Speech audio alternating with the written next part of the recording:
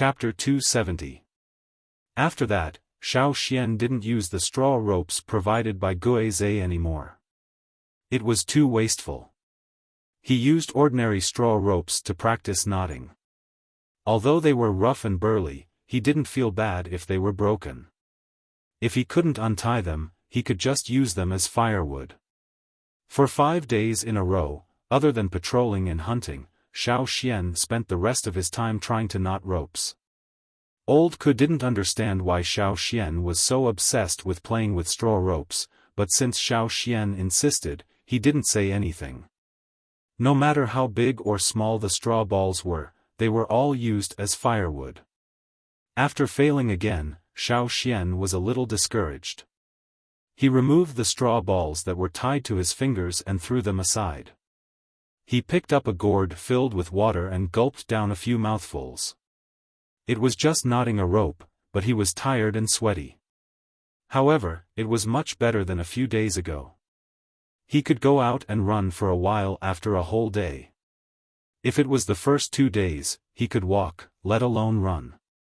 Xiaofan took some time to go to the shaman's stone house and told him about his troubles with knotting ropes. It just feels wrong. Every time I play, my hands are tied. Xiaofan said. The shaman was silent for a while and said, if that's the case, you don't have to think about it all the time. It's better to be casual. You don't have to be obsessed with imitating the movements of your hands. You can have your own ideas. Xiaofan thought about it and agreed. Anyway, it was in his mind. If he couldn't figure it out now, he could try it later. What was the saying, when necessary, you have to learn to be simple-minded. Someone once said that simple-minded people were actually very smart, because they could always do something that others couldn't. Understanding the inheritance wasn't something that could be done overnight. It couldn't be rushed, and it would affect his mentality. I know. Xiaofan thanked him seriously. Seeing Xiaofan's reaction, the shaman nodded with satisfaction. Just as he was about to praise Xiaofan, he heard Xiaofan say, in 2 days, I plan to take a trip to the forest. It may be a little far, so I won't be back for 3 to 5 days. Cha-Cha seems to have found a good stone over there. I want to take a look. The shaman's heart skipped a beat. Just you? Now, the hunting team did not go on a long journey. Instead, they were exploring the area bit by bit. What they were looking for now was stability. At the same time, they could train the new batch of awakened warriors this year.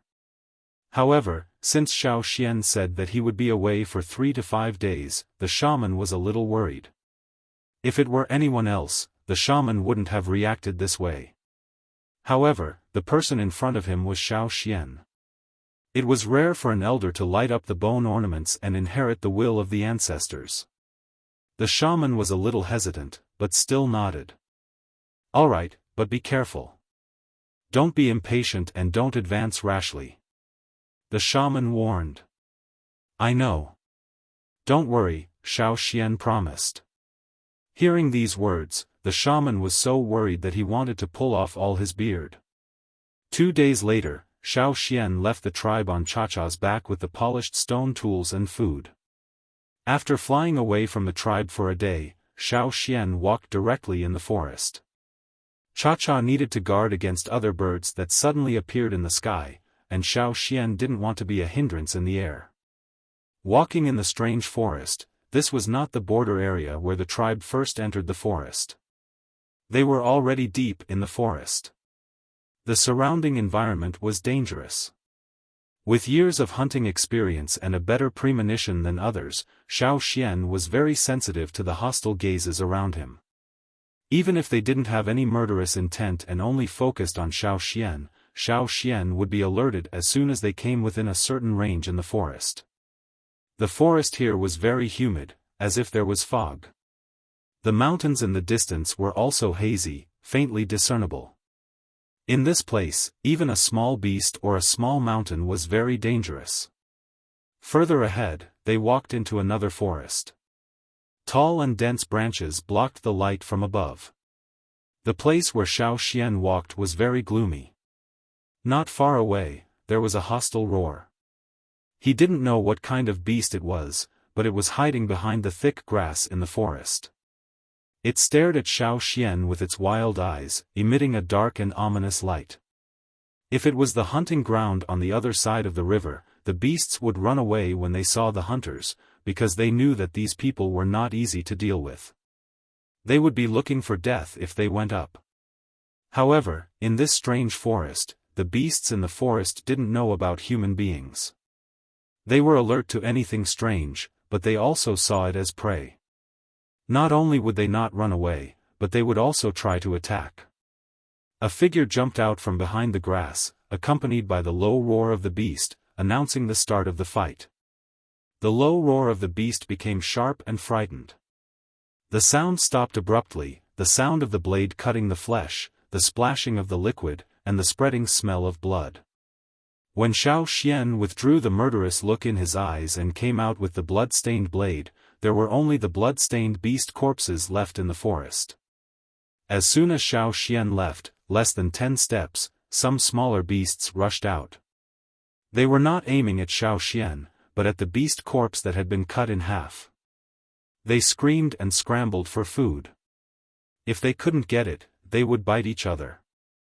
They didn't even look at Xiaofan.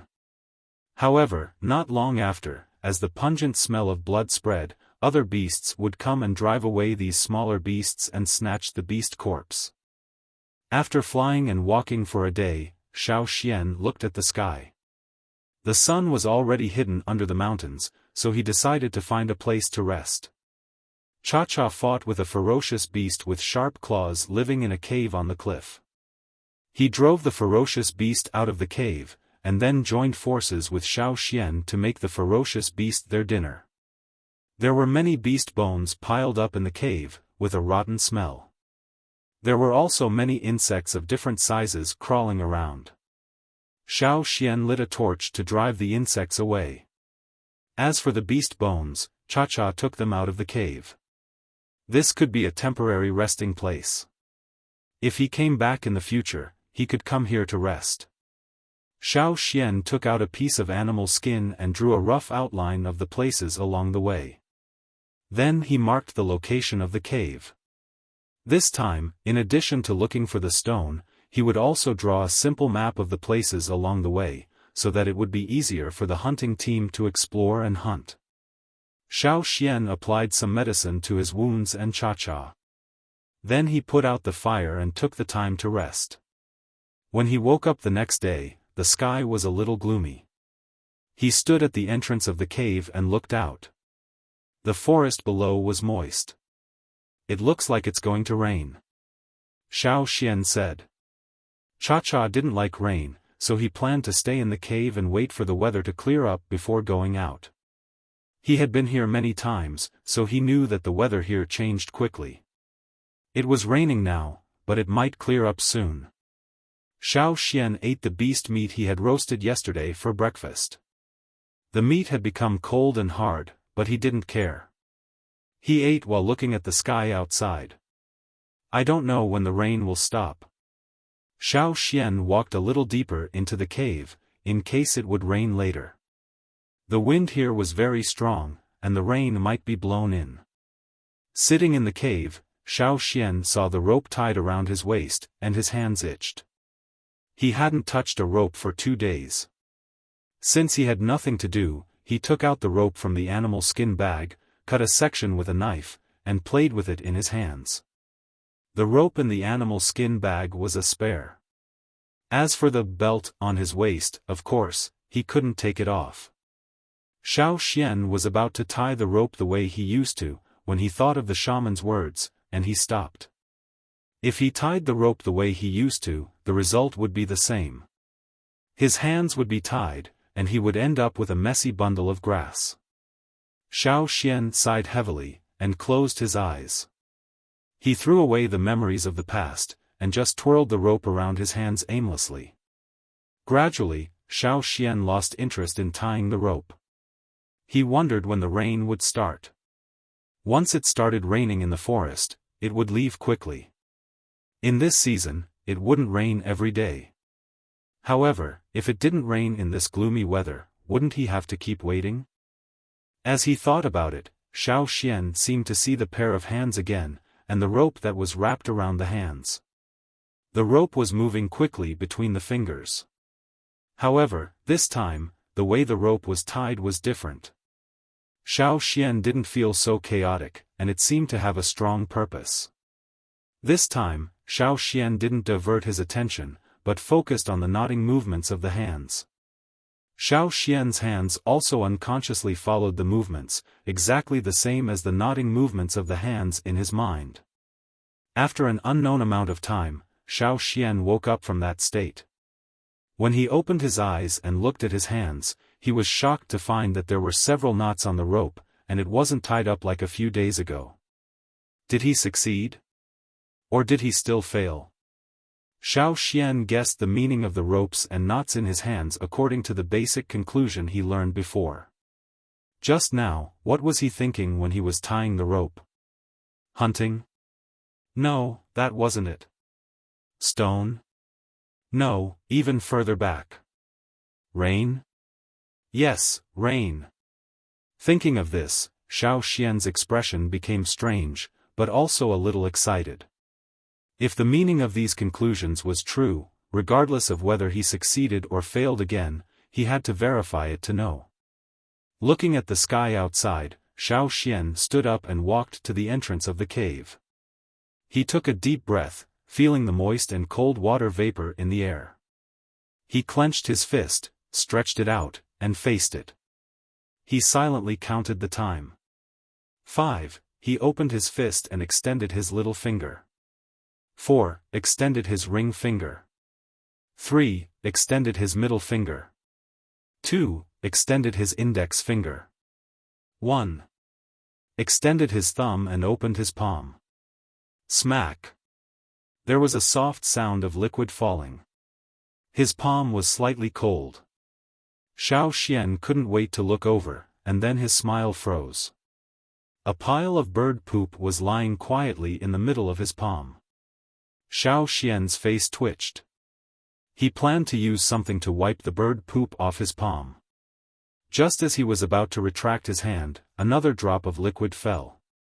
It was followed by a second drop, a third drop, a fourth drop. Dense droplets of water fell from the sky, blown by the wind on the cliff wall, and some smashed into the cave. The forest at the foot of the mountain was instantly covered by a curtain of rain. The sound of dense raindrops hitting the leaves and the ground came from below.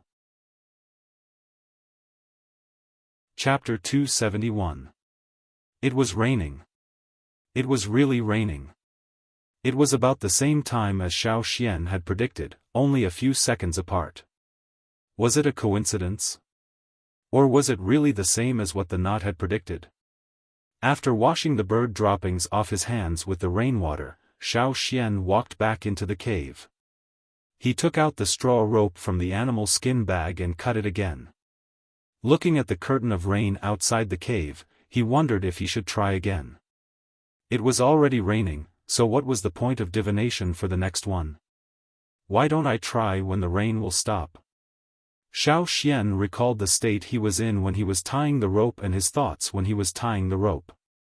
Then he picked up the rope, closed his eyes, and threw away all distracting thoughts. He thought about when the rain would stop. Waiting for the hands to reappear in his mind, Xiaofan observed for a while. He found that the knotting movements of the hands were different from the chaotic knots in the past. There was hope. Xiaofan carefully observed the movements of the hands. In his own hands, the straw rope was knotted in the same way. When Xiaofan left the state of consciousness, the feeling of exhaustion hit him again. His vision went dark for a moment, and his head hurt. It took a while for him to recover. It seemed that this method of knot divination was indeed very exhausting. Looking at the new conclusion in his hands, Xiaofan interpreted it. He found that this time, it was not as detailed as before. The meaning was somewhat vague, but he could roughly guess. The rain would stop before noon. Even if there was no sun, Xiaofan could roughly guess the time. He was used to days without clocks. Even if the sky was covered with dark clouds, he could guess the time by looking at the sky. This was a necessary skill for hunting in the mountains. It was only noon, so he would wait and see. Xiaofan put the knot aside and ate a piece of cold and hard barbecue meat. He leaned against the cave wall to rest and recover his strength as soon as possible. When Xiaofan felt that it was about time, the sound of the rain outside the cave had lessened, but it did not stop. Walking to the entrance of the cave, Xiaofan looked outside. The thick clouds in the sky were dispersing, and Yang shone through the gaps between the clouds, illuminating the forest full of vitality. The sound of the rain gradually lessened until it completely stopped. In the sky, the dark clouds dispersed. Yang was just in time. Once was a coincidence, and twice was also a coincidence. Xiaofan was even more convinced that the inheritance recorded on the longevity leaf was not divination. Xiaofan rarely saw such a method ever since knots were gradually replaced. Even when he was on a long journey, he had never seen such a method. He didn't expect to obtain such a thing. The only thing he didn't know was which shaman from which tribe had left this behind. There wasn't even a trace of the tribe's totem. After the rain, the sky cleared. Cha-Cha flew out and caught a small ferocious beast. She then shared it with Xiaofan. After eating, Cha-Cha rested beside him, while Xiaofan stayed in the cave. He had almost recovered his strength. Looking at the remaining straw ropes in the animal skin bag, he thought for a while and cut off another section with his stone knife. Not in a hurry to leave, Xiaofan planned to try the knots for the third time. He had finally succeeded, so he wanted to study it more. He wanted to predict what he might encounter next, but the third time was not so smooth. He still tied the knots to his fingers. Again. Failure. Again. Again. Failure again. Half of the straw ropes in the animal skin bag had been used up. Xiaofan put down the knots in his hands and leaned against the wall to rest. Why did he fail? Was it too difficult? Cha-Cha was beside him, watching Xiaofan make straw balls one after another. Then he leaned against the wall and banged his head against it. It didn't quite understand Xiaofan's thoughts. It only felt that humans were really complicated animals. After his strength recovered, Xiaofan thought that maybe the divination just now was too difficult. He couldn't do it, so he decided to do something easier. If he couldn't even do something easy, then he wouldn't try again today. He couldn't force it. Maybe it was a problem with his condition. He would try again when he was in a better condition. Picking up another section of straw rope, Xiaofan thought about where he should go next. When the knots were finally done, Xiaofan breathed a sigh of relief. Was the previous one still too difficult? He would have succeeded if he changed to something easier. He shouldn't bite off more than he could chew. It was better to take it step by step. The next place to go was naturally the place where Cha-Cha told him about the stone. This wasn't too difficult. However, when Xiaofan deciphered the meaning of the knot and compared it with the direction given by Cha-Cha, he found that the two directions were not the same. The knot was successful, so it shouldn't be done randomly. Then, was the direction given by the divination more meaningful to Xiaofan? In order to figure it out, Xiaofan made some adjustments and tried again with another section of straw rope. The result was the same as before. Xiaofan looked at the direction indicated by the knot and pondered. What was more important than the stone there? After thinking for a while, Xiaofan made a decision. Cha-Cha, let's not look for the stone first. Let's go there. Xiaofan pointed in a different direction. Cha-Cha had never been to the direction pointed by Xiaofan, but it didn't matter. It was quite excited to go to an unfamiliar forest. Because the knot had consumed a lot of energy and time, Xiaofan decided to set off tomorrow. At the same time, he took some time out of the cave to find some suitable vines to use as rope, in case he didn't have enough straw rope. He had used so much straw rope to tie the knot, so he had to prepare some more in case of an emergency. The next day, Xiaofan, who had recovered, left the cave with Cha-Cha and headed in the direction indicated by the knot. There was a river flowing through the forest. The river water was a little green, and there were some animals moving around occasionally. Xiaofan didn't walk by the river. It was dangerous there. He was at least 20 to 30 meters away from the river. There were some shiny things on the gravel beach by the river. Xiaofan wanted to pick one up to take a look. However, when he bent down to pick it up, he suddenly heard a whistling sound. Xiaofan had been on guard against his surroundings. When he heard the sound, he turned his body and dodged to the side. Bang! Where Xiaofan was standing, a water arrow passed through and hit a big rock, splashing water everywhere. Water arrow? Xiaofan's eyelids twitched. Where did this water arrow come from? Was it a fish by the river? Before Xiaofan could think, another water arrow shot out from the river. Although it was made of water, it was strong and fast. Xiaofan dodged the second water arrow.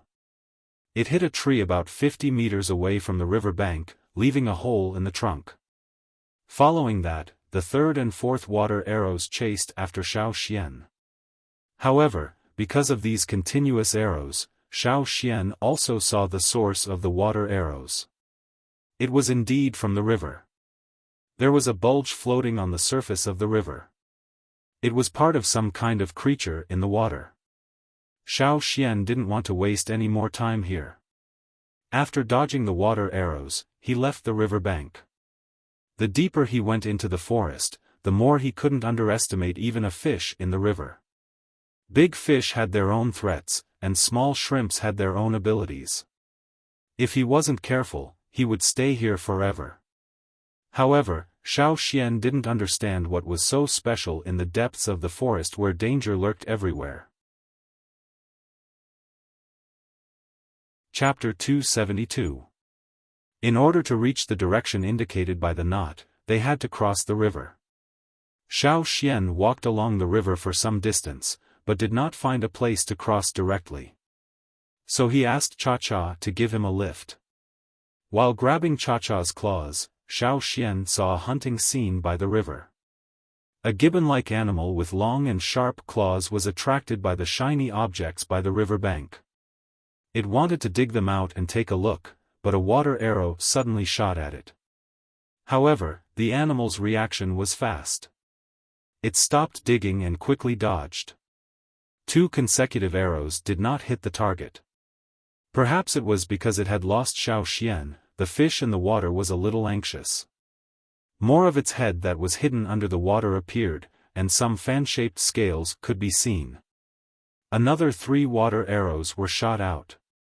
The first 2 water arrows blocked the escape route of the prey on the shore. When the prey hurriedly turned around, the third water arrow hit the target. The prey on the shore was hit and staggered, but it only paused for a moment. The next water arrows arrived one after another. A sharp and mournful cry rang out in the forest as if it was going to pierce through one's eardrums. However, its cry only scared off a few timid birds. The other creatures in the forest did not move because of its cry. Except for the fish in the water. The fish's body was about 6 or 7 meters long. It looked big and heavy. Suddenly, it jumped out of the water and landed on the river bank. Its developed pectoral and pelvic fins were like 4 legs. After it landed on the shore, it bounced up again.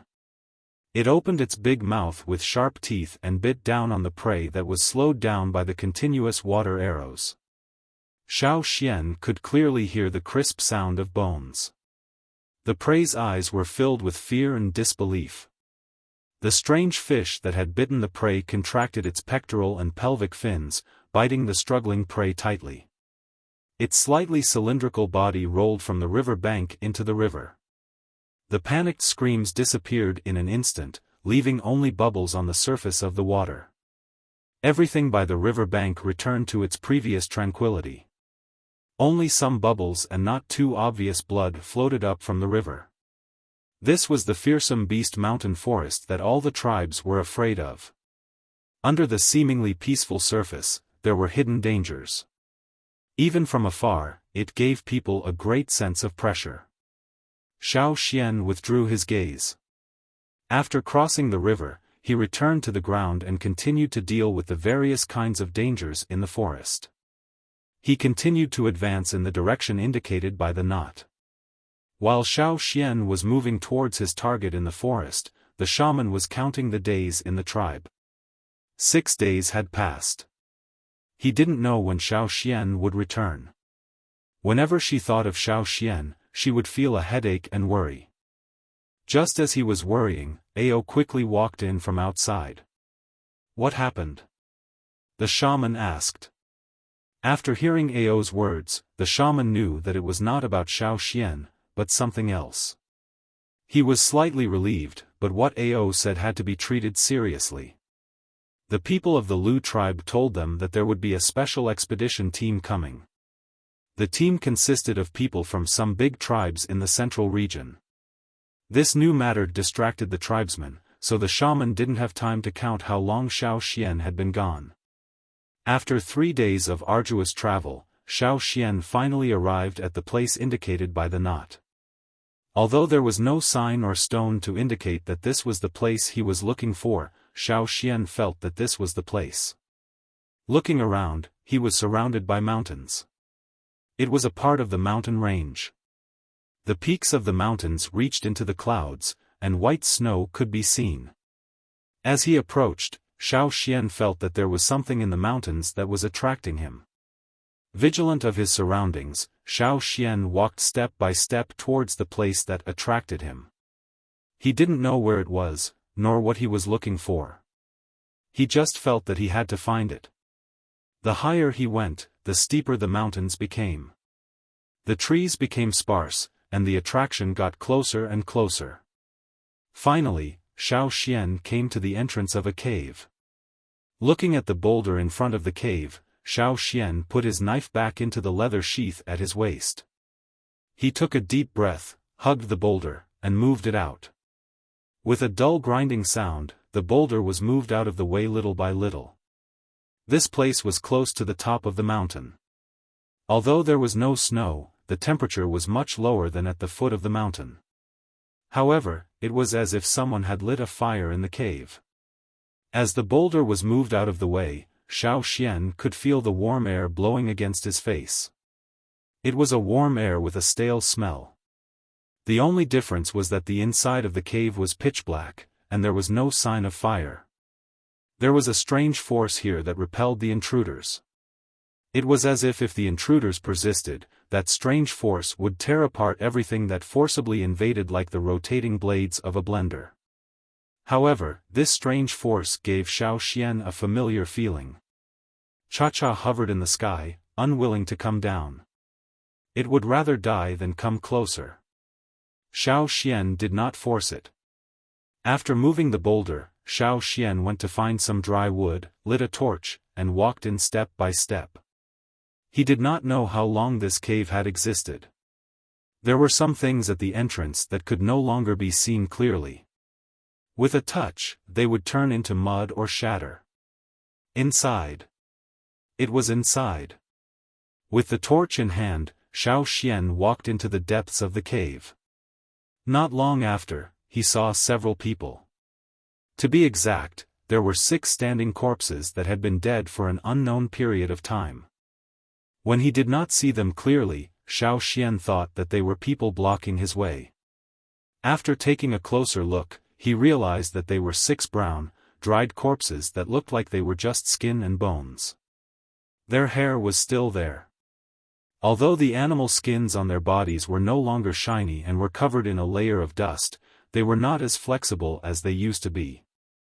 They could be easily cut with a knife. The 6 of them completely blocked Xiaofan's path forward.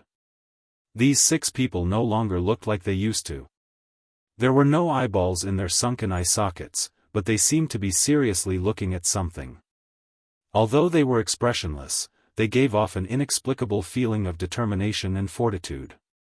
It was as if no one, no matter what, could move them. The closer he got, the more Xiaoxian could feel the power that seemed to want to tear everything apart. His chest churned, and a burning pain spread throughout his body. Xiaoxian had no choice but to use his totemic power to resist. However, the strange thing was that when Xiaoxian used his totemic power and totemic patterns appeared on his body, the strong resistance became gentle and no longer repelled. Instead, it made Xiaoxian feel closer. The strange power that was blocking him was gone. People from the Yanjiao tribe? If they were really from the Yanjiao tribe, then they must be the ancestors from 1,000 years ago, right? Since he was an ancestor, according to the tribe's tradition, they had to bow to their ancestors. Xiaoxian now had the blood of the Flaming Horns flowing in his body. As a member of the Flaming Horns tribe, he naturally had to bow. Xiaoxian put the torch aside and bowed to the 6 people in front of him with the ancestors' etiquette. Bang! The 6 corpses fell. Looking at the fallen corpses, Xiaoxian was stunned. He wondered if he had bowed to the ancestors, but then he thought about it and realized that was not right. Before, these 6 people had blocked the way forward, but now that they had fallen, there was still a passage left. It was not very wide, but it was just enough for Xiaoxian to walk through. Picking up the torch and being careful not to step on the ancestors, Xiaoxian continued to walk in. After walking for about 20 meters, Xiaoxian saw a person sitting cross-legged on the ground. Or rather, it was a mummy similar to the 6 people in front of him. However, this mummy was more complete. Other than being slightly shriveled, its face was still clear. Probably because it was too old, there were more wrinkles on its face. Looking at its clothes, it didn't look like a warrior, but rather like the old shaman. Shaman? Whether it was or not, he had to bow to the ancestors first. Xiaoxian bowed again seriously. Then, he felt the strange power from before dissipate like the wind. The temperature in the cave suddenly dropped, as if the torch had been extinguished and the heater was gone. Xiaoxian looked past the person sitting cross-legged on the ground. Behind this person were wooden and stone boxes that had accumulated a layer of dust. Chapter 273. Why did the ancestors of the tribe place so many boxes here? It wasn't just a day or 2 away from the tribe. If there weren't any dangers in the forest, it wouldn't be a long distance. However, there were many dangers in between. Xiaoxian knew that even if it was 1,000 years ago, there wouldn't be much difference. Xiaoxian walked over with a torch. The boxes were tied with some straw ropes, probably to prevent the lids from falling off during transportation. However, if one took a closer look, it was obvious that some of the boxes were tied up in a more complicated way. Even the straw ropes used to tie them were different. The straw ropes were tied into knots and painted with different colors. The knot in the middle was the symbol of a shaman. As for the other boxes, the straw ropes used were relatively ordinary. However, it couldn't be said that the things in these boxes weren't important. Since the ancestors moved them here, they must have important preservation value. Xiaoxian planned to take a look at the special boxes with knots. However, he found that the knots were very difficult to untie.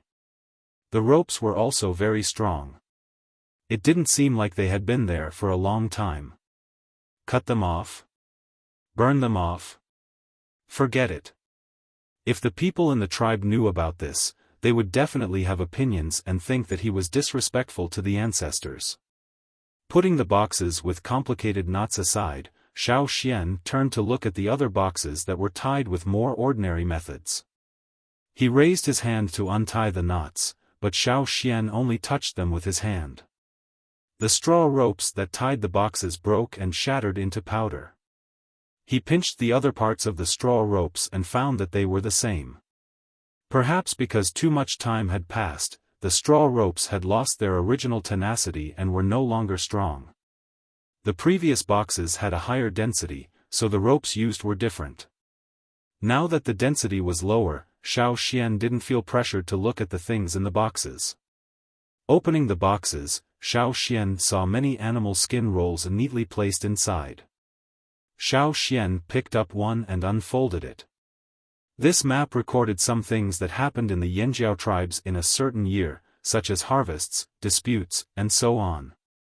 Picking up another one, it recorded the various wars between the Flaming Horns tribe and other tribes.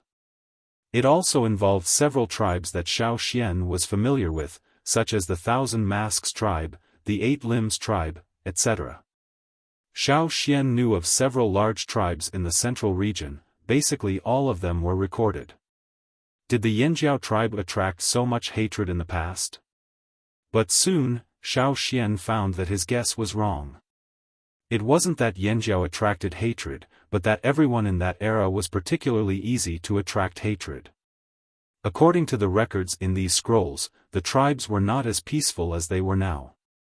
Perhaps for the wanderers, the life outside was already very difficult, especially in the resting areas around the bazaar. The traveling teams of various tribes fought with each other every day, and then the fishes in the moat would be implicated. However, it was nothing compared to what was written on the animal skin scroll. Now it was at most a conflict between traveling teams, but what was recorded on the animal skin scroll was a large-scale conflict between tribes. A small fight every 3 days, a big fight every 10 days. It was as common as eating. Not pleasing to the eye. Fight. Fancy someone? Rob. See something good? Rob again. Everything depended on strength.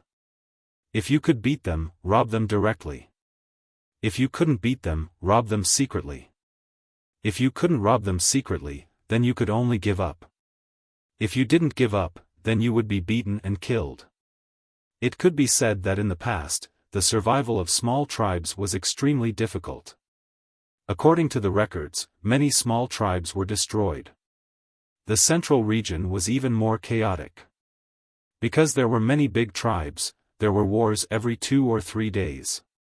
Today you raided my team, tomorrow I will destroy your whole team.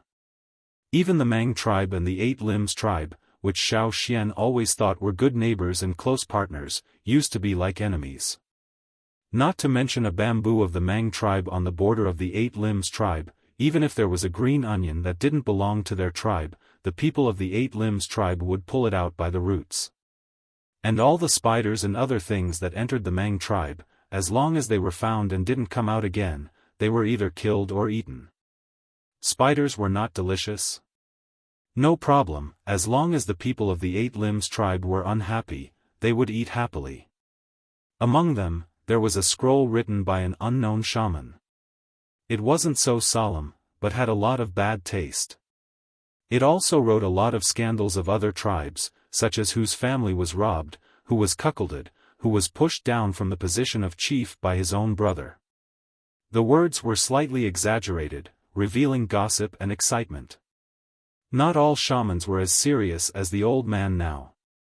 The enmity of a family could easily become the enmity of a tribe.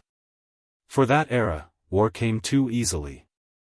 And the physique and strength of the Yanjiao people made a lot of people gnash their teeth in anger, giving others the impression that they were all kinds of rude and unreasonable. But Xiaoxian could see the complacency and pride of the person who wrote these records from these words. No matter who wrote these records, most of them were like this. As one of the strongest tribes in the past, Yanjiao did have the right to be complacent and unreasonable. It was hard to imagine that the chaotic environment in the past had become much more stable now. Although it was still full of all kinds of barbaric violence and killing, compared with what was recorded in these animal skin scrolls, it was really a world of difference. Why did the tribes that didn't like each other in the past coexist peacefully now? When Xiaoxian was with the traveling team, he also inquired about it, but he didn't know much about it. Anyway, in the past 200 or 300 years, there were no big wars. Except for the Wuxia tribe, which always harassed the small tribes. The other big tribes in the central area didn't really fight with each other. Speaking of the Wuxia tribe, Xiaofan only saw the name of the Wuxia tribe in 2 animal skin scrolls, and the recorded shaman predicted that the tribe would disappear in 500 years. But in fact, this tribe, which was more unreasonable and brutal than the Yanjiao tribe in the past, had survived until today, and had become one of the big tribes in the central area. Between the big tribes, they abandoned their former enmity and put down their hatred. Although they didn't coexist peacefully, at least they seemed to have a cooperative relationship.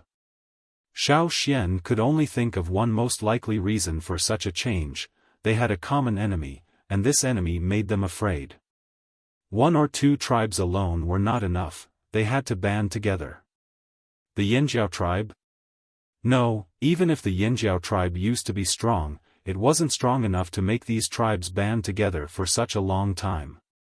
Another thing that Xiaofan felt strange was that there was no record of slave owners. At that time, there were captives, and those who were defeated would be dragged back to work.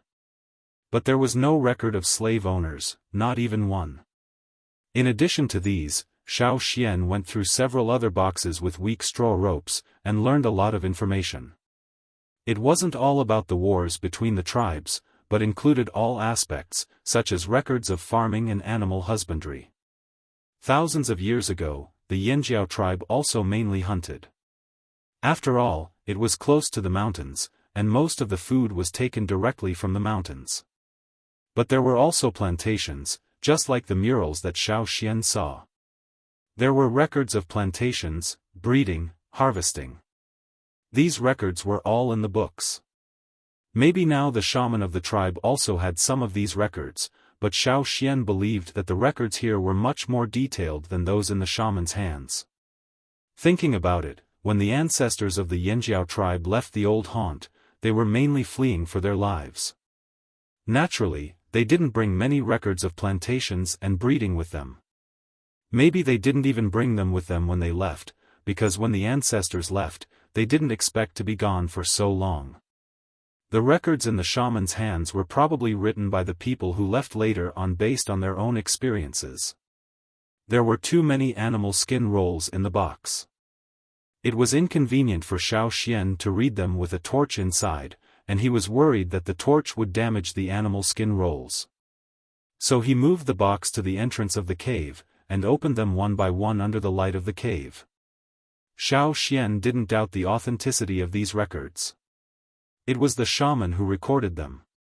On some animal skin rolls that recorded important events, there were some seemingly meaningless words at the beginning, but these were actually the language of the shaman. Whether something needed to be recorded or not, if there was a conflict within the tribe, the right to decide was given to the fire seed and the totem. These seemingly meaningless words were actually a kind of solemn words, indicating that these were decided by everyone together or through sacrifice, and there was no falsehood. In addition to farming, fishing, hunting, and animal husbandry, there were also handcrafts, astronomical phenomena, construction, medicine, war, political life, and so on. Although many of the records were vague and not detailed, and it could be seen that the tribe wasn't proficient in them at that time. For example, there were many limited records on astronomical phenomena and handcrafts, and they could only be regarded as immature. But Xiaofan was still shocked to see so many records. What was the most important thing for the Yanjiao tribe? Fire crystals? Various kinds of crystal shellfish as property? Or other precious stones? No, none of them. In fact, all of these were at the bottom of the list. The more Xiaofan knew, the more he understood what was important to the shaman of this tribe. In the tribe, the most important thing was to figure out their own members, origins, totems, and so on. Secondly, they had to set the rules of the tribe, important marriage and funerals, the establishment of a leader, meetings, and so on. The important things were production, war, sacrifice, and so on. These were undoubtedly the contents that the shaman needed to record and pass on to future generations. And these contents, in layman's terms, were what people called history. In the eyes of the shaman, the longer the history, and the longer the tribe existed, the more it could prove the strength of the tribe. As for why the Yinjiao's history was kept here, perhaps it was because they couldn't take it away, and they were afraid that it would be put in danger in the old haunt, so they had people bring it here and hide it. After all, few other tribes dared to directly rush into the ferocious beast's mountain forest. The people in the cave had been dead for a long time, and the only thing left was the power that Xiaofan had felt before. For the invaders, it was a destructive force, but for this cave, it was like a guardian. It had not changed for thousands of years, quietly guarding here, guarding Yanjiao's history, and waiting for future generations to come back. However, to Xiaofan's regret, there was no detailed record of the fire seed among the books he had seen. Perhaps, the older things were sealed in those unopened boxes. Forget it, when he brought them back and let the shaman open them, he would ask the shaman. As long as it was not a secret, the shaman would let him see it. Xiaofan wondered if he should take these boxes and the 7 ancestors back now, and then say to the people in the tribe, "Look, I found the ancestors again." Chapter 274. Could these things in the box be eaten? No. But these were extremely precious spiritual food for the tribe. The shaman would rather starve to death than throw them away. Just like the people who were willing to die here. After careful consideration, Xiaofan decided to leave these things here for the time being. When he went back, he would call some people to bring back the ancestor's body and the important history of the tribe. There were too many things, too precious. Xiaofan alone and Cha-Cha could not guarantee that they could bring all these things back in good condition. If they encountered some troublesome ferocious beasts, not to mention bringing people and boxes back, they might even lose them. This risk could not be taken. The strange power that existed in the cave before had disappeared. Perhaps it would not appear again. Its guarding task had been completed. In order to prevent other creatures from destroying the ancestor's body and the precious history, after the power disappeared, Xiaofan set some traps at the entrance of the cave before leaving. He also went to the forest to find a lot of insect-repellent plants and sprinkled them in the cave. For these insect-repellent plants, Xiaofan even fought with a giant bear. His arm bone was almost broken. That giant bear was much bigger than the 2 he saw in the old haunt. Sure enough, the deeper they went into the forest, the stronger the ferocious beasts. After dealing with the things in the cave, Xiaofan left and went in the direction that Cha-Cha told him. The original goal of this trip was to find the stone that Cha-Cha found. He did not expect to have an unexpected harvest. It was not a waste of a long trip. More than half of the stone found by Cha-Cha was embedded in the mountain wall. Its color was a little different from the surrounding stone, and its hardness was also very different. There were scratches and marks caused by various animals or other natural phenomena on the surrounding stone walls, but there were very few on this stone. Good, very good. Xiaofan spent some time to dig out the stone. The hardness of the stone was good. It was at least a high-quality stone. It was big enough.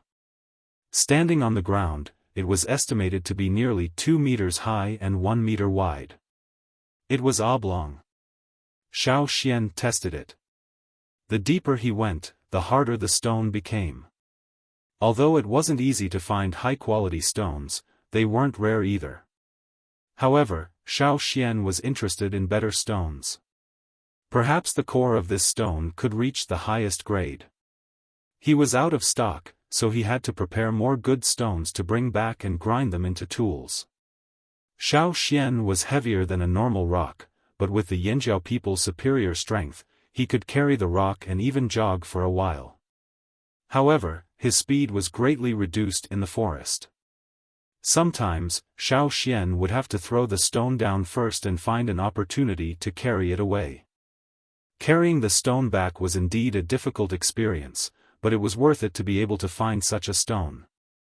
Because carrying one more stone consumed a lot of energy, and he had to save enough energy to deal with all kinds of creatures that might attack him. Xiaofan didn't have time to study knot divination this time.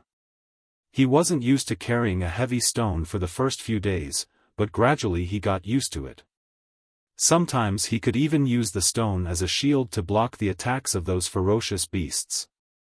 Now the weight he could carry was getting heavier and heavier. In this way, he walked and stopped. When Xiaofan returned to the tribe, it had been 29 days since he left the tribe. Xiaofan didn't expect to be away for so long. He said that this trip wouldn't take 3 or 5 days, but he didn't expect it to take nearly 30 days. Jiao, Cha-Cha flew down from the air and called a few times to Xiaofan. There are outsiders in the tribe? Xiaofan was puzzled. Could it be the Wuxia tribe? But now it didn't look like a war. Xiaofan made a gesture to let Cha-Cha continue to pay attention to the situation in the air. After a short rest, he carried the stone with one arm and the dead prey with the other hand, and walked back to the tribe. The prey was a python, nearly 20 meters long. Xiaofan encountered it when he woke up in the morning to look for food. He was almost attacked by it, and it took him some effort and time to deal with it. Thinking that he should be able to return to the tribe before dark, he didn't throw the python away, but dragged it back by its tail. There were many snakes bigger than this one in the forest. Xiaofan had seen several snakes over 30 or 40 meters long, but Xiaofan always avoided them. He wouldn't provoke them before he was fully prepared. When he came to the border, he met the warriors guarding here. "Xian, you're back. You got a good harvest this time," a warrior said when he saw Xiaofan carrying and dragging. "It's okay. How's the tribe? Did anyone come?" Xiaofan asked. "Oh, you've been away for too long, so you don't know." The warrior thought of something and lowered his voice, saying, "Some people came. I heard that they are from the big tribes in the central region. The people who went hunting recently didn't go out. No wonder I didn't meet them along the way. They didn't go out hunting." Xiaofan understood and asked about the people from the central region. "I don't know why. You have to ask the shaman and the chief. But I don't like those people. They are so arrogant." The man curled his lips and said. After listening to them, Xiaofan walked back to the tribe. Now the sun was about to set. He had to go back in time for dinner. After eating in the morning, he didn't stop except for 2 short breaks. The tribe looked a little different from when he left. The leaves of the trees became denser. There were some farmlands not far away. The seedlings in the fields had grown a lot taller. When he left, they just showed their tips. Because he was carrying the stone and dragging the prey, Xiaofan didn't go directly to a crowded place. He took a little detour. At this time, many people who came out to work had already gone back, so there weren't many people in the places where Xiaofan passed. As he walked, Xiaofan heard someone talking in front of him. The voice was very strange. There was more than one. "Alas, that's why I said, this Flaming Horns tribe, in fact, is not as exaggerated as other people say. Chu Su and Su also said that they are very powerful." "I don't think so." "That's right. When I heard those rumors before, I thought that they were all monsters. I was disappointed when I saw them." A soft female voice said. "There's nothing special about them except that they are a little stronger." "So what if they are a little stronger? Do you think you can kill people by throwing stones at them?" The man couldn't help but laugh.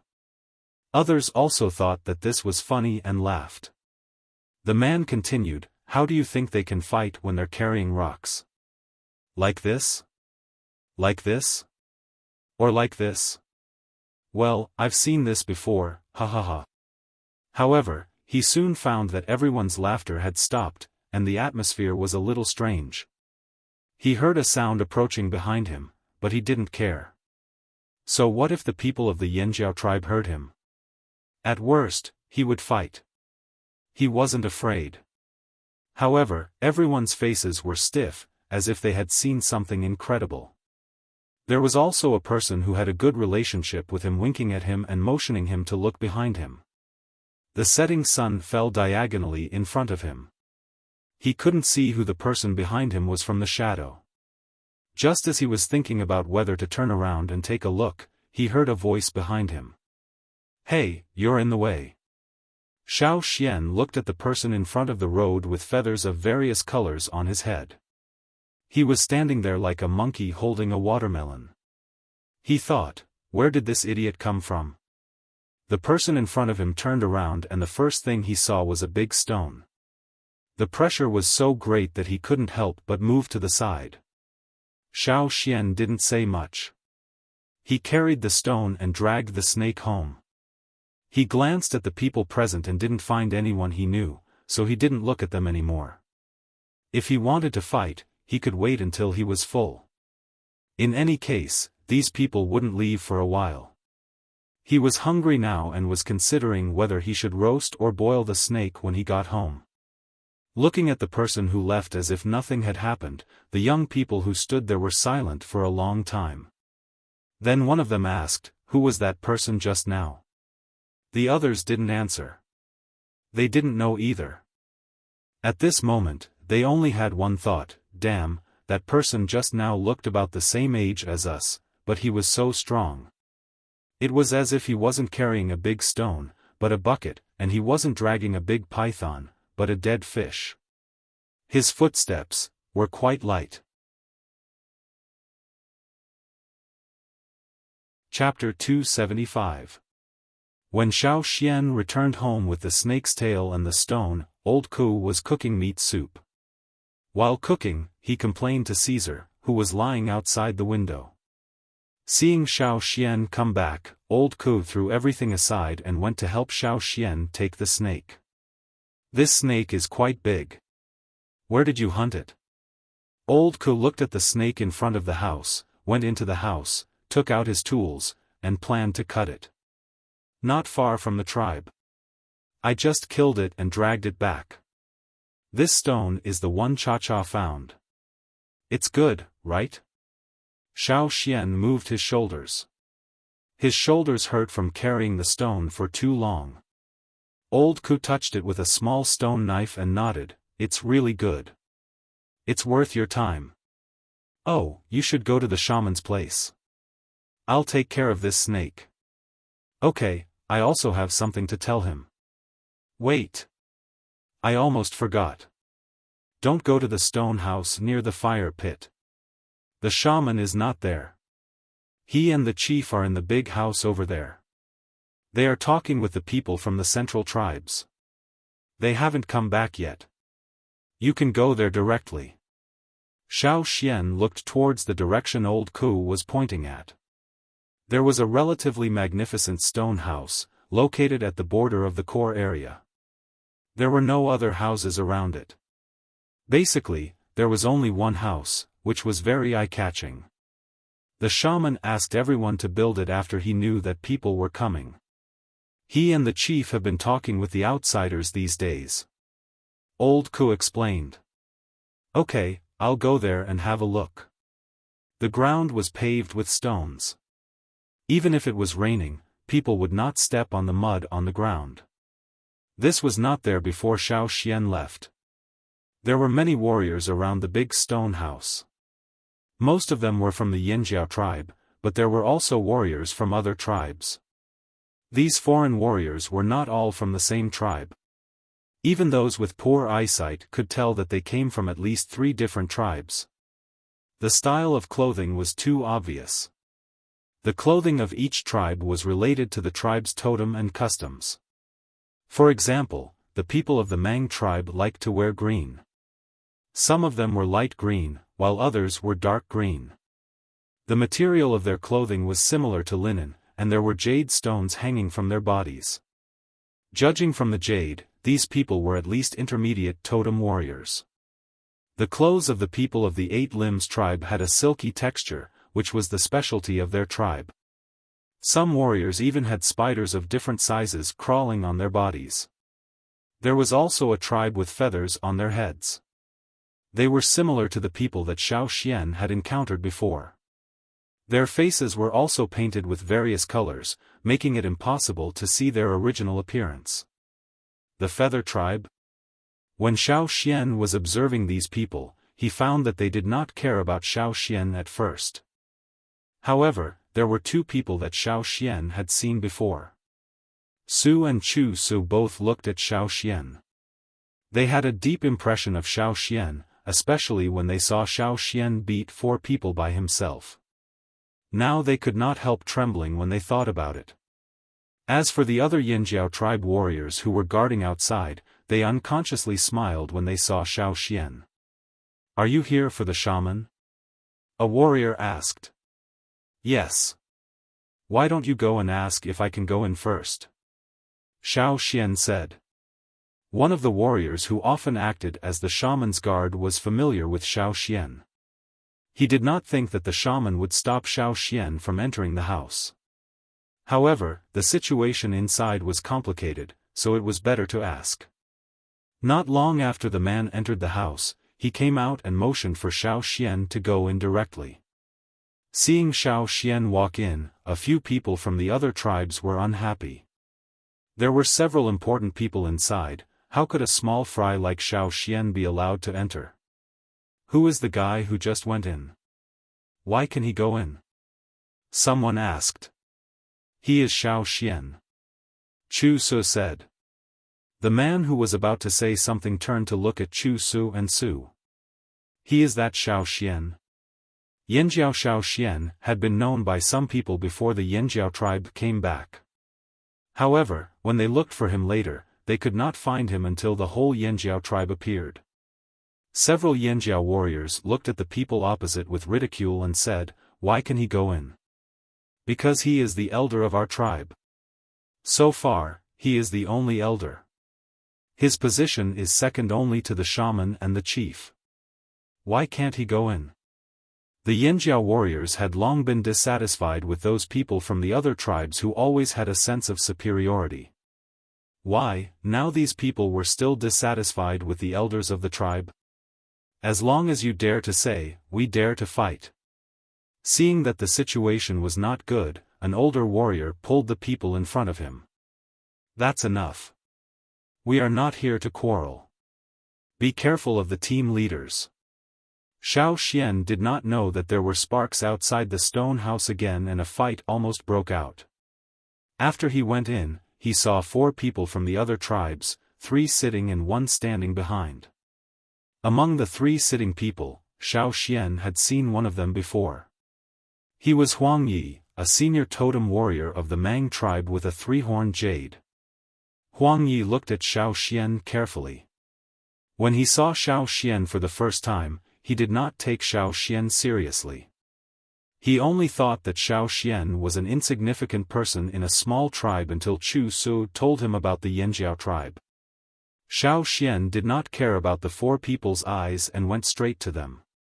When the shaman saw Xiaofan, a smile appeared on his expressionless face. He waved his hand and signaled Gigu, who was standing behind him, to bring a chair over. Here, except for the shaman and the chief, who were sitting, Gigu and Ta were standing.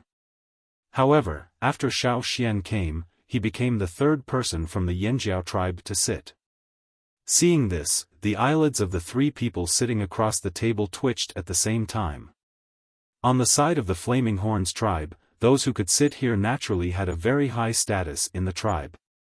Even the 2 team leaders couldn't sit here, but this young man dared to sit here without any change in his expression, and the others didn't show any signs of objection. Obviously, Xiaofan's status was even higher than the 2 team leaders. How old was he? He was not even a senior totem warrior. "Let me introduce you. This is Xiaofan, the elder of the Yinjiao tribe," Xiaofan said. As the only non-senior totem warrior in the room, this person was not afraid at all. Surrounded by the momentum of a senior totem warrior, he was very natural. Huang Yi was very confused about the word elder, but now was not the time to ask in detail. He might not get the answer even if he asked. Mang Lin, Huang Yi. Huang Yi said. Wei Ba, Qiu Gu. The person next to Huang Yi said. That person looked about the same age as Huang Yi, but with a smiling face. He was not as serious as Huang Yi. Gu Ji of the Feather Tribe. The third person said. Because there was too much paint on his face, his original face could not be seen. I just came back from the forest. I'm very sorry to disturb your discussion. Xiao Xian said. However, although he said so, he didn't look sorry at all. Huang Yi was about to say something, but the shaman said first with a faint smile, as the elder of the tribe, you are qualified to know what we are talking about. Oh? What are we talking about? Xiao Xian asked. The shaman briefly told them about their conversation just now. There were two things. First, they suggested that the Yanjiao tribe should not fight with the Wanchur tribe. All three of them had the same idea. Here, they also represented the three tribes. The second thing was that there would be a special traveling team in the central region every year. Most of them were young people from different tribes. This time there was one more Yanjiao tribe, so they came to have a look and ask about the candidates. Chapter 276. The shaman and Xiao Xian were so engrossed in their questions and answers that they ignored the other three. Ao thought it was funny. He didn't interrupt and let Xiao Xian and the shaman talk. Then he looked at the other three with great interest. Still showing their faces? Who do they think they are? Our enmity with the Wanchur tribe has nothing to do with the other tribes. Why don't they let us start a war? Xiao Xian asked. The shaman sighed, they say we will be in trouble. How much trouble? Xiao Xian asked again. The shaman sighed again, very big. Oh. What if we start a war? Xiao Xian asked. This time, before the shaman could speak, Huang Yi finally couldn't stand it anymore. We suggest you not to start a war with the Wanchur tribe for your own good. If Yanjiao really starts a war with the Wanchur tribe, you will suffer. We are just reminding you out of kindness. Do you really think the Mang forest is willing to interfere in your affairs? Huang Yi tried hard to restrain himself from yelling. The people of Yanjiao were really as stubborn as everyone said. Ignorant. Is it because of the slave owners? Xiao Xian suddenly asked. Huang Ye's anger, which had just burst out, seemed to be directly slapped back by a big fan. He thought the people of Yanjiao only knew how to solve problems with brute force. He didn't expect to hear Xiao Xian's words. Qiu Gu of the Eight Limbs tribe and Gu Ji of the Feather tribe were also surprised. Not only these three, but also the shaman, the chief, and the two team leaders were shocked. They really didn't know. Although they were very unhappy with the other tribes interfering in their own war, they knew there must be a reason. They didn't expect Xiao Xian to suddenly say such words. They are behind the Wanchur tribe? Xiao Xian asked again. The room was silent. Even Huang Yi, who almost cursed just now, was silent with a cold face. I see. Xiao Xian nodded. Then let's talk about the second thing. What's with this special traveling team? Xiao Xian's sudden turn of events made the three of them confused. They all looked at Xiao Xian. What do you mean by, I got it? Now that I know, what then? Do you agree to not start a war for the time being, or what? Give me a definite answer. Changing the topic just like that? Huang Yi didn't want to talk. He actually had a lot of things he wanted to say. He wanted to teach this arrogant brat a lesson, but he couldn't say anything. It was suffocating. Qiu Gu, who still had a smile on his face, took over the conversation and said, the reason why we organized such a traveling team is to allow you youngsters to interact with each other more. After all, now is not that chaotic era filled with vengeance and killing. Understanding each other more is beneficial. Secondly, Xiaofan, you mentioned the slave owners. Most of the people in the tribe have a very limited understanding of the slave owners. The formation of such a traveling team is also to let everyone know more about the threat the slave owners pose to us. Xiaofan only believed 30% of what Gu said. But he was also sure that the tribes in the central region were indeed united to guard against the slave owners. Among the slave owners, Xiaofan had only seen Shu and had never seen anyone else. But if the big tribes in the central region were so afraid of the slave owners, they must have their reasons. "I'll join," Xiaofan said. Gu glanced at Xiaofan, and a light flashed in his slender eyes. "This is not urgent. Such a traveling team is not for everyone to join. Your strength must be recognized by the others in the team." The Yinjiao tribe was very strong in the past. They had no objection to this after learning about it. But after all, it was not the same as before. Did the Yinjiao people still have the fighting power of the past?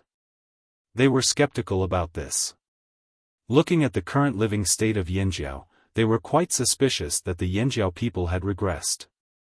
When other tribes were improving, the Yinjiao people were retreating. How could they trust the Yinjiao people's ability? This time, they decided to come to the Yinjiao tribe to have a look. They were just curious about the records left by their ancestors, but they were disappointed. "There is one more thing I want to remind you. This traveling team has a lot of casualties every time they travel.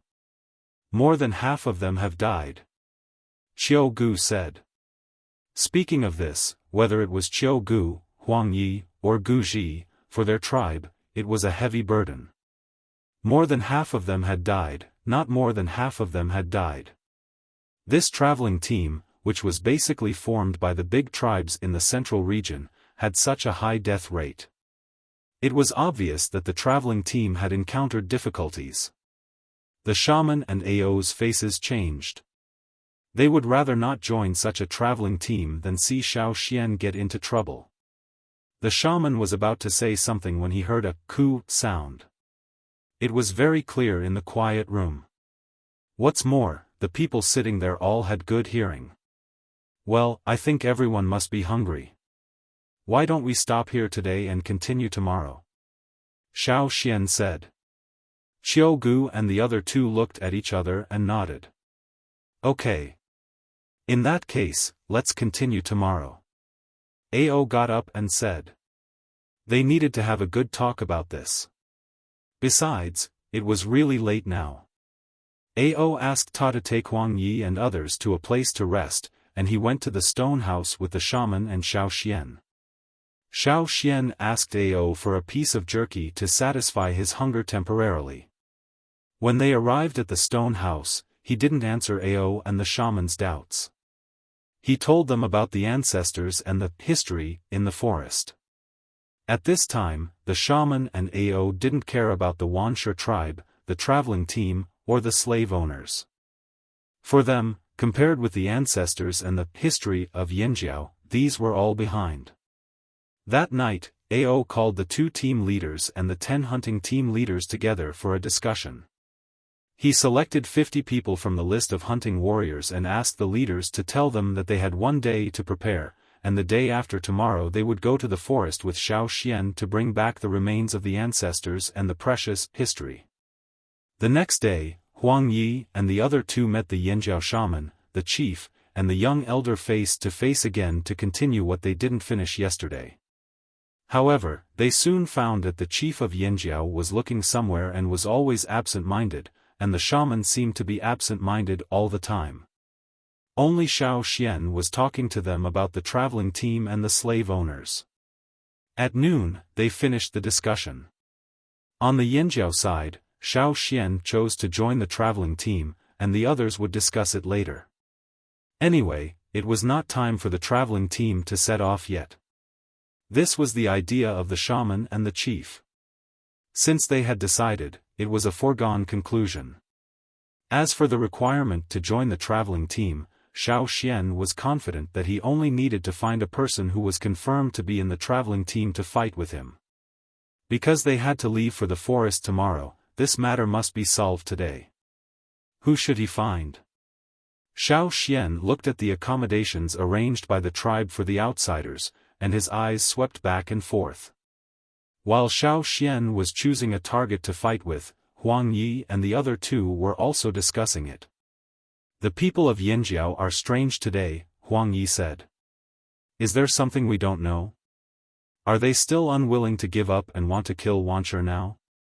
Gu Ji of the Feather Tribe said. No, I don't think so. Xiao Gu thought for a while and said to Gu Ji. What did you find with the birds? Speaking of the birds, although the team leader of Yinjiao also had a white falcon at the level of a ferocious beast, it alone might not be able to stop all of them. They had not only brought the two that were visible, but also two that were hidden very well. Gu Ji took out a palm-long bone flute and blew it. However, after a long time, the two that were visible appeared. It seemed that they had fought with the white falcon of Yinjiao, and their feathers were messy. And the two birds that they were very concerned about and secretly paid attention to Yinjiao's movements were still nowhere to be seen. Huang Yi suddenly said, Do you still remember that there is a giant mountain eagle in Yinjiao? It is said that the eagle easily defeated an eagle of the Hui tribe. Gu Ji. He had a bad feeling. At the same time, not far from the border of the Yinjiao tribe, on the peak of another mountain, Cha-Cha pressed a struggling bird on the ground with one paw and stepped on it with the other paw. You are still screaming? You want me to step on it again? When Cha-Cha stepped on the bird under his foot until it couldn't even make a sound, not far from him, another bird had been stepped on and fainted. Many of its feathers had been pulled out, and it was lying there motionless, dying. Chapter 277. Xiao Xian didn't know that Cha-Cha had already tortured the two birds in the Feather Tribe until they were on the verge of death. He was now thinking about who to fight. He didn't know much about the people from other tribes. If the people he chose were weak, he would definitely be judged by those people as not capable enough, so he could only choose the weak ones. However, who were both in the traveling team and had good strength? So troublesome. After thinking about it, Xiao Xian smiled again. Since it was so difficult to decide, why should he choose by himself? If he had the time to choose, he might as well go back to peeling stone cores and making stoneware. Why should he stand here and think about it and waste time? Why not just let those people stand out by themselves? All Xiao Xian had to do was to fight. At this time, those people from other tribes were in the resting place arranged by the Yinjiao tribe. Their range of activities in the Yinjiao tribe was limited, so they felt bored after 2 days. They just chatted in the room. Xiao Xian came when they were chatting happily.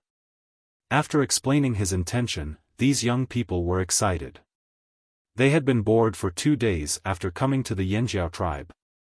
It was rare to have such fun, so they naturally wouldn't miss it. Not all of them were qualified to join that traveling team. Some were not strong enough, but this didn't prevent them from watching the fun. Huang Yi and the others naturally heard the noise here. They didn't have time to think about whether the two birds were shot and eaten by Yinjiao people in private or taken away by the eagle. The three of them came outside the room and looked at Xiao Xian standing there, as well as the people around him who were eager to fight. You decided so soon? Huang Yi was quite surprised. Who are you going to choose to prove your strength? I don't know who joined that expedition team, and I don't know who will join. However, this isn't important. Xiao Xian's gaze swept across the people in front of him. There were young ones, and there were also other totem warriors who were nearing their middle age. He continued, whoever joined that team and thinks they're strong, step forward. Huang Yi raised his eyebrows. So confident? Originally, he thought that if he gave the other party time to prepare, the other party would carefully investigate before choosing a person that he could deal with. After all, there were differences in strength among those who were qualified to enter the travel team. However, he did not expect to receive such an answer. Was he stupid or overconfident? Xiao Xian's words also made these young people unhappy. They were young and impetuous. Just a moment ago, they wanted to watch the show from the sidelines. Now, Xiao Xian's words provoked their fighting spirit. Let me. The first to step forward was a tall and strong man. He looked a little older than Xiao Xian. The muscles on his exposed arms bulged, making him look very powerful. Judging from the clothes he was wearing, this man was from the Eight Limbs tribe. Let me do it. Another person stood out, holding a stone axe in his hand. Although I haven't joined that team yet, I think my strength is still not bad. A third person stood out. Then, there was the fourth, the fifth, there were also several older people.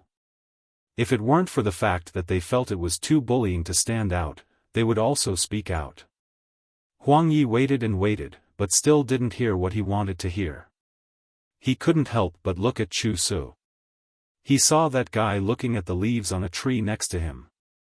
It seemed that the leaves were so beautiful that they attracted all his attention. What's so good about a tree full of insects? Seeing Chu Su like this, Huang Yi felt even angrier in his heart. Shouldn't you stand out at this time? Should you give the opportunity to others?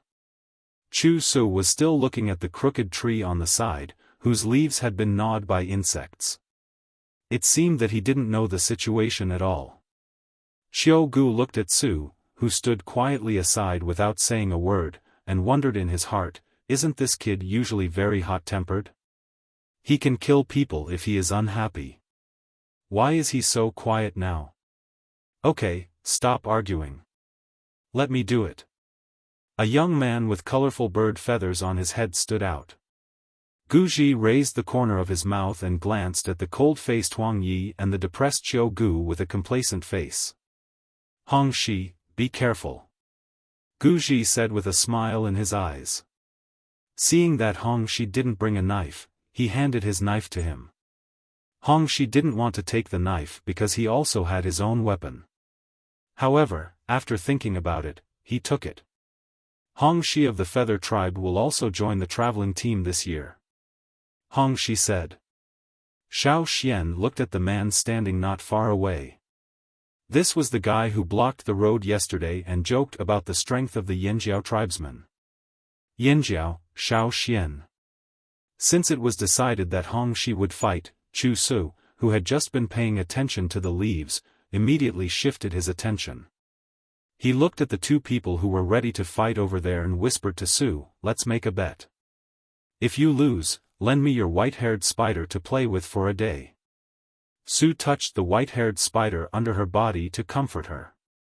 The white-haired spider she held in her arms in the past could now be used as a chair. What are we betting on? Su asked. Who will win between Hong Shi and Xiao Xian? I bet on Xiao Xian, and you bet on Hong Shi. If I lose, I will give you 2 bamboo rats. After a pause, he added, the 2 fattest ones. Su glanced at him indifferently and said, I won't bet. While Chu Su and Su were talking, the 2 people over there had already started. Xiao Xian moved first. Like a leopard hunting in the mountains, he moved quickly and punched fiercely. However, although Xiao Xian was fast, Hong Shi was faster. His body seemed to be lighter in an instant, like the twisting of the air. Every time, he could easily avoid Xiao Xian's fists. Hong Shi was not in a hurry to fight. It seemed that he wanted to play with his opponent. Looking at Xiao Xian's fierce offensive, Guji nodded and said, his style is really Yanjiao. In terms of strength, the people of the Feather Tribe would definitely lose. Even if Guji fought in person, he could not withstand Xiao Xian's intensive and fierce offensive. This was a natural weakness. However, in terms of speed, the people of the Feather Tribe were not afraid. Even the people of the Mang Tribe and the Eight Limbs Tribe had to admit this. While Guji and Xiao Gu were evaluating, Chu Su and Su looked at each other in silence. At first, they also thought that Xiao Xian's attacking style was indeed very fierce and violent, as described by their ancestors. But the more they knew, the more they doubted it. Yes, the people of Yinjiao did have an absolute advantage in strength, but in terms of speed, they might not lose. Sure enough, before Gu Ji finished his second sentence, the situation over there changed again. Xiao Xian stopped his offensive. He was not as tired as others thought. Instead, he was in the mood to move his hands and feet. Warm-up is over. Pay attention. After finishing his words, Xiao Xian moved again. The totem patterns covered his elbows, and the totem power climbed to the limit in an instant. If Xiao Xian's figure was like a leopard in the forest just now, then now it was like lightning, and his speed was more than doubled. The movement of his footsteps on the ground was not big. Every time he looked over, his feet had already left the place, leaving only scattered dust. Hongxi's eyes focused, and he no longer had the mood to play games. In the face of such a fast and fierce attack, he planned to temporarily avoid it, and then look for an opportunity to attack. However, he did not expect that when he decided to avoid it, Xiao Xian almost moved at the same time. The soles of his feet suddenly turned on the ground, and the ground collapsed because of the force from the soles of his feet, leaving a pit. Xiao Xian's body suddenly changed direction with the force. The sound of friction between his galloping body and the air was like a strong arrow shot by a strong bow. With a sharp sound of breaking the air, he appeared in front of Hongxi in an instant. His arm was like a spear that was thrown out with great force, rushing straight to Hongxi. He could not avoid it. In the face of an unexpected situation, Hongxi only had time to block the rushing fist with his saber. If he couldn't block this punch, his bones would probably crack. There was a muffled bang. The saber successfully blocked the rushing fist, but Hongxi's footsteps were disordered. People who often hunted had a long-term habit of not giving their prey any time to breathe. The rapid sound of breaking the air still did not stop. This time, Xiao Xian did not bombard him from the front, but after catching up, he jumped up and punched. The shadow of his fist came down from above. Bang! Once again, he blocked the fist attack, but Hongxi felt the strong force transmitted through the saber. He had no time to care about the pain in his arm, and only felt his body sinking down. He thought, oh no. The ground here was not as sturdy as other places. It was mostly mud instead of rock. Therefore, Hongxi's ankles had sunk into the ground after withstanding such a powerful attack. It was not easy to retreat. He wanted to jump out, but before he could jump up, another punch came down. Everyone only heard a series of dense bangs like a rainstorm, and Hongxi, who was under such an attack, was like a hammered nail. Every time he was hit, he sank a little.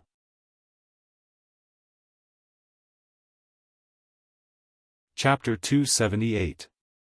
In just a breath's time, Hongxi, who was standing on the ground like everyone else, sank into the ground from his waist down.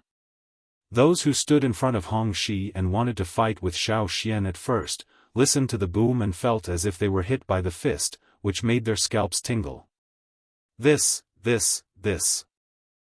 guy is actually using his fist as a hammer. Didn't it hurt? Wouldn't his hand bones be broken? Why didn't he use a knife? Didn't Xiao Xian also carry a knife? Why didn't he use a knife? Huang Yi and the others knew that if Xiao Xian really used a knife, Hongxi would have been dead. When Xiao Xian stopped, Hongxi was still in the posture of holding the knife, frozen there. Xiao Xian looked at the three people and asked, "Is it okay?" Huang Yi answered with an ambiguous yes. That is to say, I am qualified to participate? Xiao Xian continued to ask.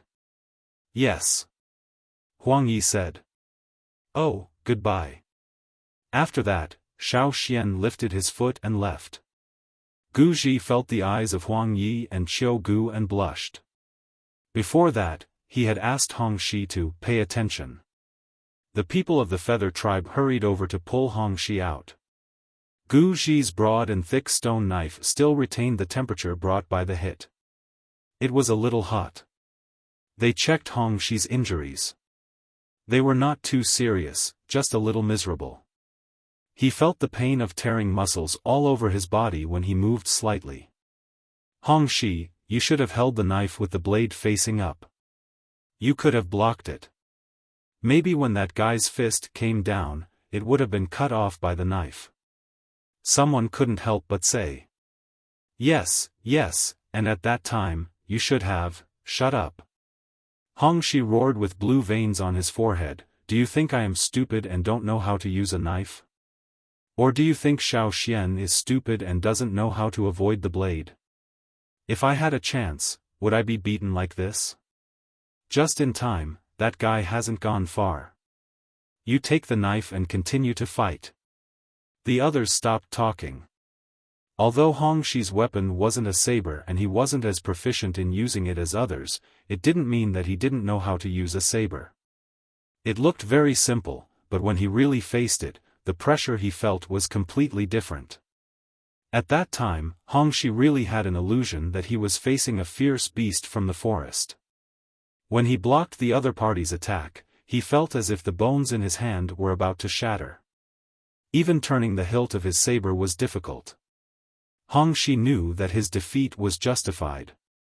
What he shouldn't have done was to be careless at the beginning, which led to him being in a passive state and losing in an extremely stupid way.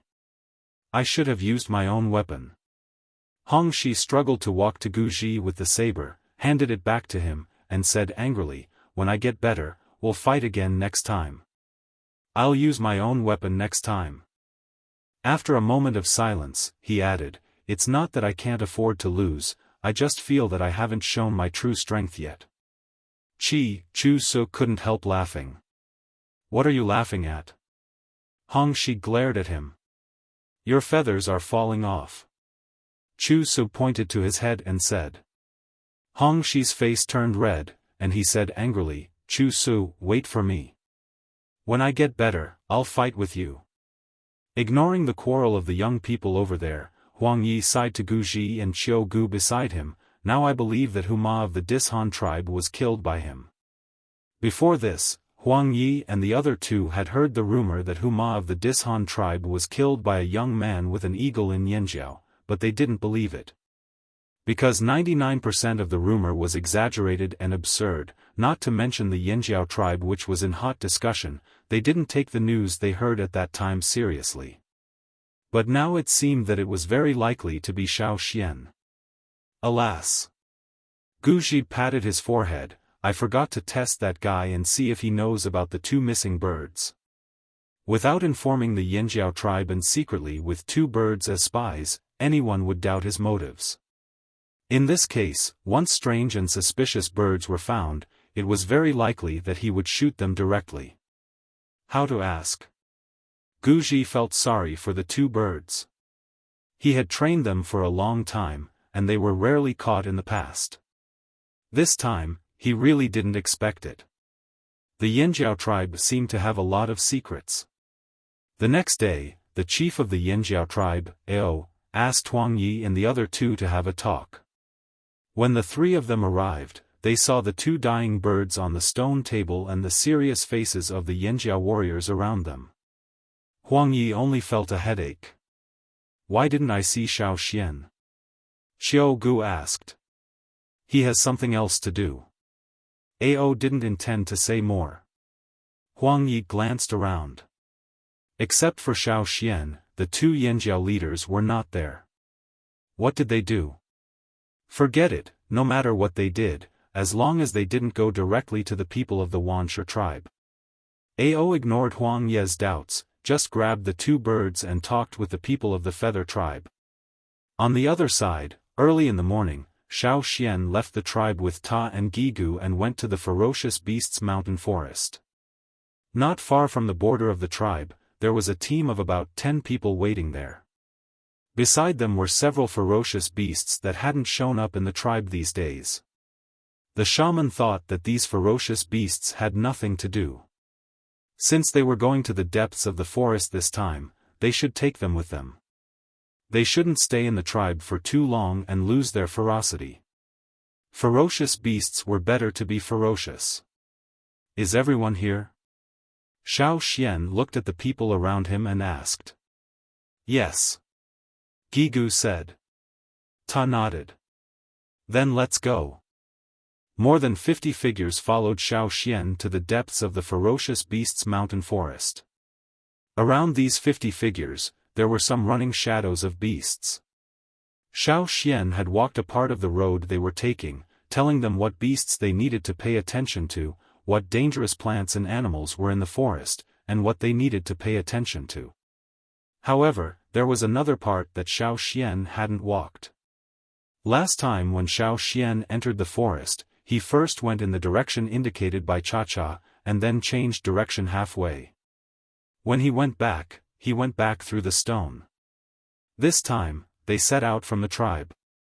In order to find the remains of their ancestors and the history of the Yanjiao tribe that had been left outside for nearly 1,000 years as soon as possible, they almost went in a straight line. There were many unknown dangers, more unpredictable ferocious beasts and harsh environments, but they were not afraid. In such an environment, they had long lost the fear of other tribesmen. What they had was only the excitement of the challenge, and the persistence and eagerness to bring back their ancestors and history. At the same time, this road was very likely to be their new hunting route in the future. Since returning to the old haunt, they hadn't decided on a new hunting route, but the matter of their ancestors had helped them solve this problem. Perhaps this was also a kind of instruction from their ancestors.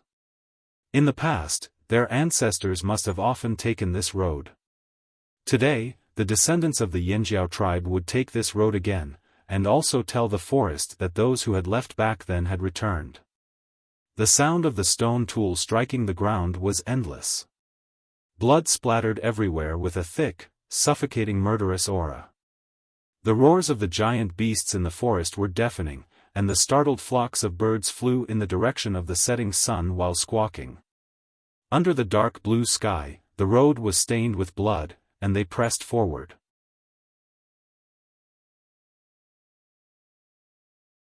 Chapter 279. It had taken them 5 days to get here from the tribe, with only a short rest along the way. They had also found 2 caves that could be used as strongholds. Of course, there had been ferocious beasts in the caves, but they had been encircled and killed by them. They had become dinner that night. Everyone had fought a bloody battle. The deeper they went into the forest, the more they felt the familiar, exciting, dangerous, and blood-boiling hunting feeling came back. They liked this old place very much and were very satisfied with this forest. If other tribes knew how the Yanjiao people felt about this forest, they would definitely think that the Yanjiao people were all crazy and liked to live with ferocious beasts as their neighbors. They were looking for trouble.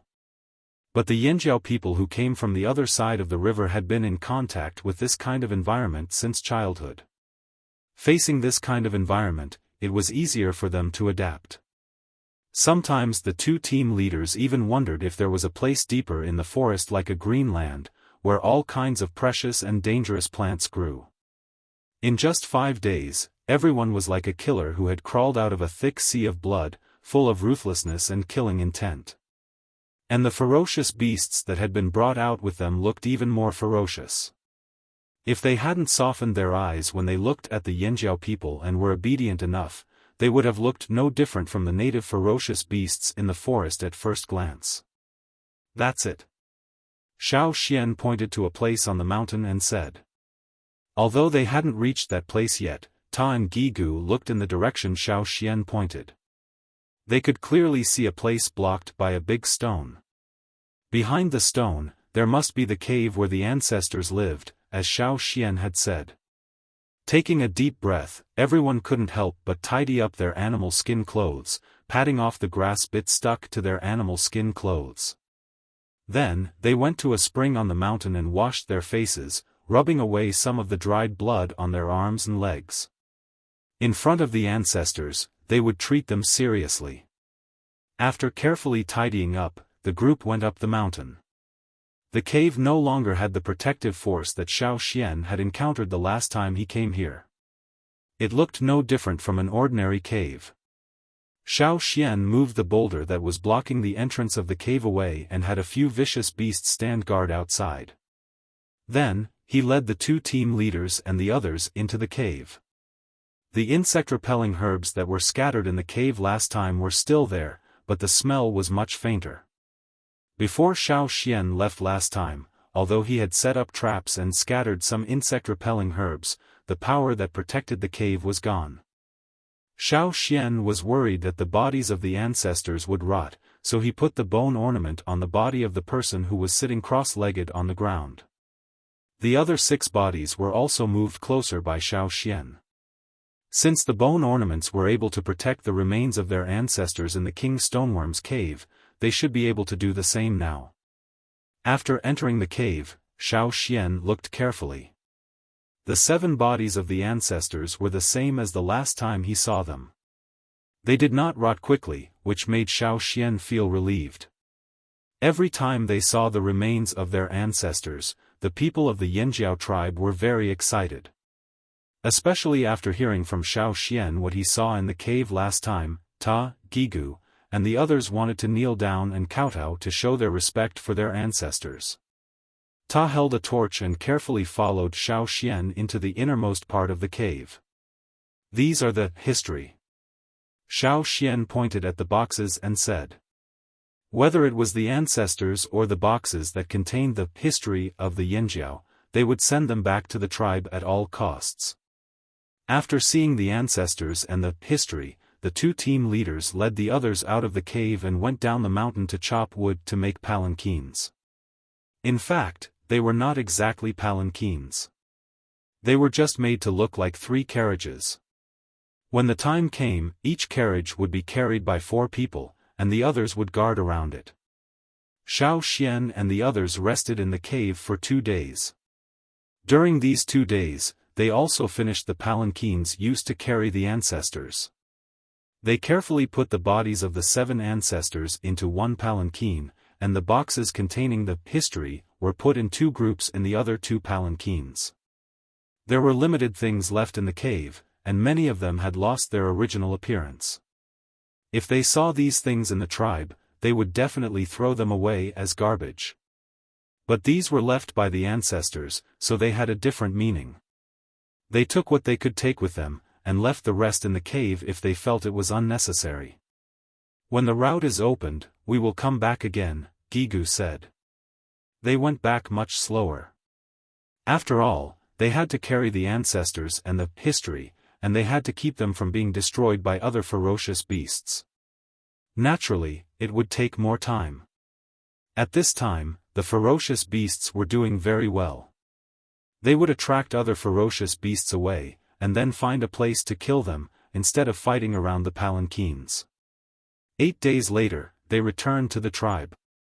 When they were still some distance away from the tribe, they met the people sent by the shaman and the chief to pick them up, and they also shared the pressure of everyone. Everyone was injured, and so were the ferocious beasts, but they were in good spirits. The former thought it was a great honor to bring back the ancestors and the history, while the latter thought it was a good time to go out and have fun.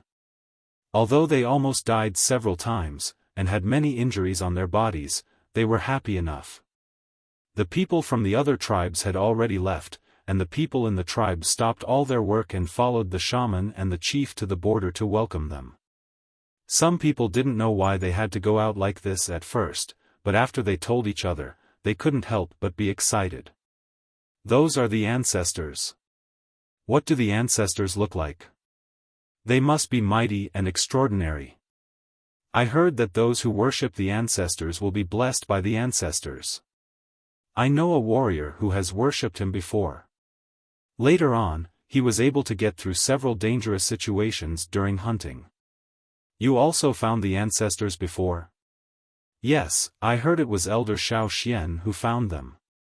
Then what about this time? I heard it was also Elder Xiaofan who found them.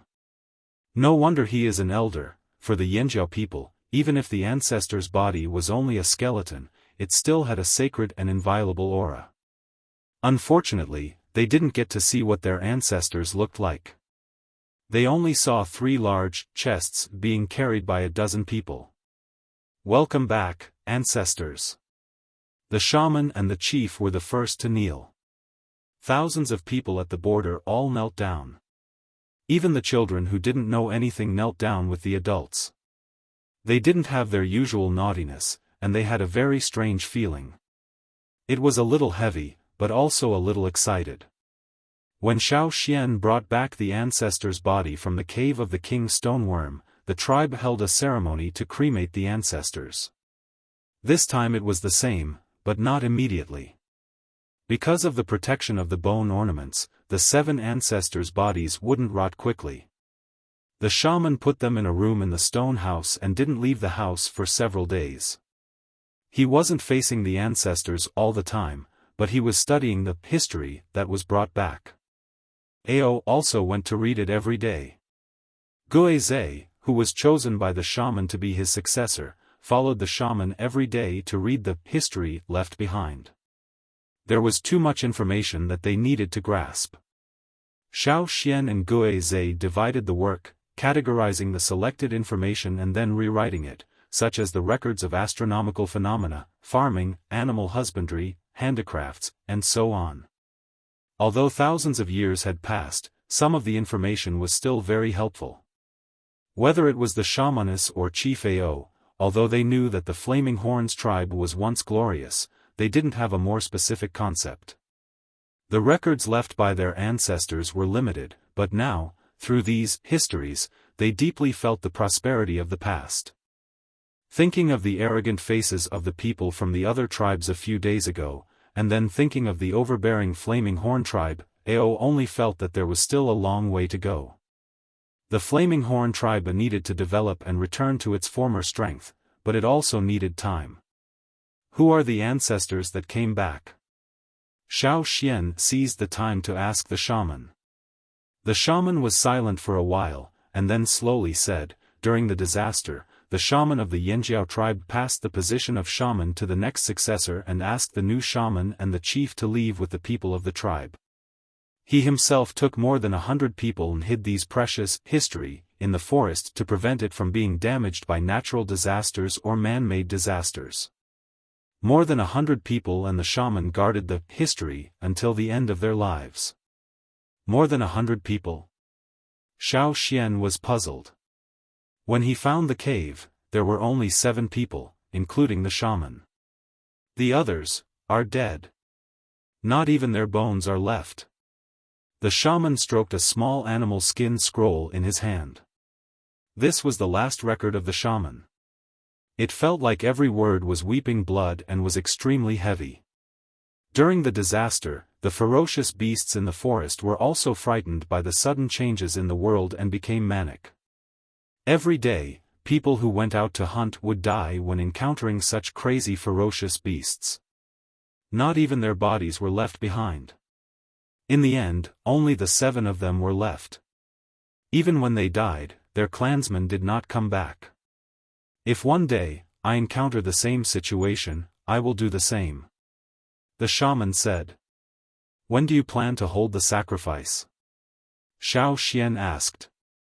The shaman did not answer, but asked Xiaofan, can you carve the carvings on the stone pillars again? No problem. Xiaofan said. During the time when they left for the ferocious beasts forest, Ao had brought more than 1,000 people to transport several huge stone pillars. Xiaofan understood the shaman's meaning. He hoped that the pillars could be completed before the ancestors were cremated. Because the stone pillars were too big, it was impossible for Xiaofan to complete all of them. The shamaness and chief called over some skilled stonemasons to polish the stone pillars. They didn't want the pillars to be bumpy. After the first round of polishing, Xiaofan would carve the engravings in his memory onto the pillars. In the past, Xiaofan only remembered the carvings on the stone pillars, but did not understand what they were. However, after reading the more detailed records left by the ancestors, he found that many of the carvings on the stone pillars had special meanings. The carvings on different stone pillars were also different. In addition to being used as a sundial, they also had a sacrificial meaning. It was no wonder that the shaman hoped that when the ancestors were cremated, he would repair the damaged and missing things around them according to the records left by the ancestors. That was the most orthodox sacrificial ceremony of the Yanjiao tribes.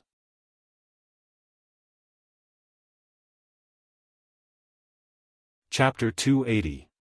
According to the records left by the ancestors, there should be 2 tall stone pillars near the fire pit, not 1. When Xiaofan first came to the old haunt, he only saw 1 tall stone pillar. As for the other one, it might have been destroyed a long time ago. Maybe it was man-made, or maybe it was a natural disaster. In addition, there were other shorter stone pillars. They were not as meaningful as the first 2 pillars, but they were more flexible. Xiaofan was in charge of the 2 largest stone pillars closest to the fire pit. The other pillars were engraved by other people. He only needed to engrave some symbolic patterns on those pillars. Xiaofan was responsible for the 2 largest stone pillars. They were located on both sides of the fire pit, in the direction where the sun rose and the sun set. The stone pillars were mainly carved with totem patterns, but these totem patterns were slightly different from the ones on the warriors' bodies. The gaps between the patterns were larger, and some patterns were carved in the gaps. On the stone pillars located in the direction where the sun rose, there were carvings of machetes, bows and arrows, stone balls, hammers, axes, picks, chisels, and other tools that warriors often used, including hunting and daily necessities. In addition, there were also various kinds of ferocious beasts. Although there were many pictures, each picture was not complicated. It only took a few strokes on the animal skin scroll to show their characteristics, allowing people to see what was drawn on it at a glance. On the stone pillars near where the sun set, there were carvings of various plants, flowers, ornaments, and so on. Some of the plants and flowers were planted and picked, and some of them were commonly used herbs. The carvings on the stone pillars represented the meaning of harvest, prosperity, and so on. It was also like a prayer that was divided into 2 parts. Xiaofan first drew them on a piece of animal skin roll based on his memory, and then cut a piece of wood to try to make a miniature model. The small wooden stake was simple. Xiaofan started carving the day before, and he could show it to the shaman and the chief the next day. When the huge stone pillars were erected, the tribe was filled with cheers. As long as the wanderers climbed up the trees and pushed away the leaves that were blocking their sight, they could see the 2 pillars that were erected high up on the other side. The short stone pillars in other parts of the tribe were also completed one after another. This was more and more similar to the tribe's appearance thousands of years ago in the records left by their ancestors. Perhaps there would be more changes in the tribe in the future, but for now, they just wanted to replicate the tribe as much as possible. Once the stone pillars were completed, the cremation of the ancestors would naturally begin. This time, everyone clearly saw the appearance of the 7 ancestors. However, no one was afraid. Instead, they were filled with reverence. They knelt down even more reverently and devoutly. They prayed for a good harvest under the protection of their ancestors. They prayed for peace and strength. They prayed for their young children to awaken smoothly. In the fire pit, flames rose and engulfed the remains of the 7 ancestors. Not long after, even their ashes were gone. A strong gust of wind blew from the forest. Perhaps it was due to the influence of the newly erected stone pillars, but when the wind blew, it carried with it a rising and falling sound, as if someone was whispering or singing. Some said that the ancestors who had died in the forest had returned. Others said that the ancestors were responding to their prayers. No matter what the truth was, as long as everyone thought so, no one would really stand out to refute it. After the ceremony of cremation of the ancestors was over and everyone dispersed, Ao walked to the pile of broken stones on the side and stood there for a long time. Most of these stones were broken stone pillars and other building fragments broken by the people of the Wuxia tribe. Every time they saw these, the Yanjiao people held their breath. "We will definitely fight against the Wuxia tribe. Ao said. Sooner or later, there would be a war with the Wuxia tribe. Xiaofan knew clearly that the Yanjiao people would not be able to accept this and would feel ashamed to face their ancestors.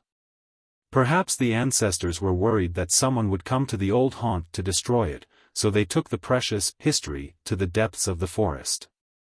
They took it far away and hid it in a place where no one dared to go. Perhaps this war is not far away.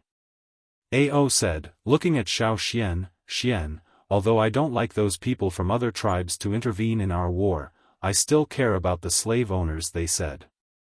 After all, those are things we don't know, and the ancestors have never recorded them. As a leader, he naturally needed to consider more and could not act rashly. If there were no slave owners, even if other tribes in the central region opposed, he would still fight.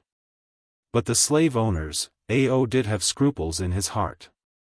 The Wuxia tribe, which was predicted by the ancestors to perish long ago, had become strong. What role did the slave owners play in it? After I join the expedition team, I'll do my best to find out more about the slave masters. Xiaofan said. Even if he had seen a slave owner, he knew very little. He only knew one thing: slave owners are very ambitious. Ao also knew that the slave owners could make the people of the central tribes fear them and even put down their hatred for each other for the time being. Naturally, they were not easy to deal with. This time, Lei and Tua will go with you. Ao said. There were 3 people who joined the traveling team in Yanjiao this time. Lei was a very famous person among the younger generation of the tribe. After all, there were tribal leaders in his family. Lei's own strength was also good, and he had a ferocious beast. And Tua was not bad. As a person who joined the advance team very early, he had enough strength. The gathering time mentioned by Huang Yi was very close, and Xiaofan and the other 2 were about to leave soon. Before leaving, Huang Yi also took out a map, on which the gathering place was marked. It was a very simple map, with a few monotonous strokes and several general tribal branch marks. It was too vague to find without a guide. Fortunately, Xiaofan had a more detailed map in his hand. Although it was incomplete, the gathering place mentioned by Huang Yi happened to be near the edge of the map drawn by Xiaofan. The edge of the map was naturally not the edge of the mainland. Xiaofan did not know more about the farther places, and could not get exact information from other people. This time, he could perfect the map again. Tua, Lei and Xiaofan. Among the 3, Xiaofan was the youngest, but also the highest among the 3. After all, he was the elder. Therefore, without Ao and other people's advice, Lei and Tua also knew that outside, Xiaofan's opinion was the main. Besides, they were good at hunting, but not good at finding a place. Because of the special situation, Lei could not take his own ferocious beast with him, so he gave his ferocious beast, Meng, to his father. And Xiaofan did not take Caesar. There were too many variables outside, so it was inconvenient to take it. You can go hunting with Uncle Mai. When hunting, don't fight, don't run around, and listen to old Ku at home. If you meet a female wolf in the mountains, you can bring it back for everyone to see, but don't let it bite the people in the tribe. Xiaofan said while brushing Caesar's hair. Caesar was not in a good mood. He was a little upset that Xiaofan did not take him out. Xiaofan said a few words to him, and he whispered in response. 3 days later, Xiaofan, Lei and Tua left the tribe and went to the gathering place of the traveling team mentioned by Huang Yi. They left before the sun came out. Except for a few people, they did not disturb other people in the tribe.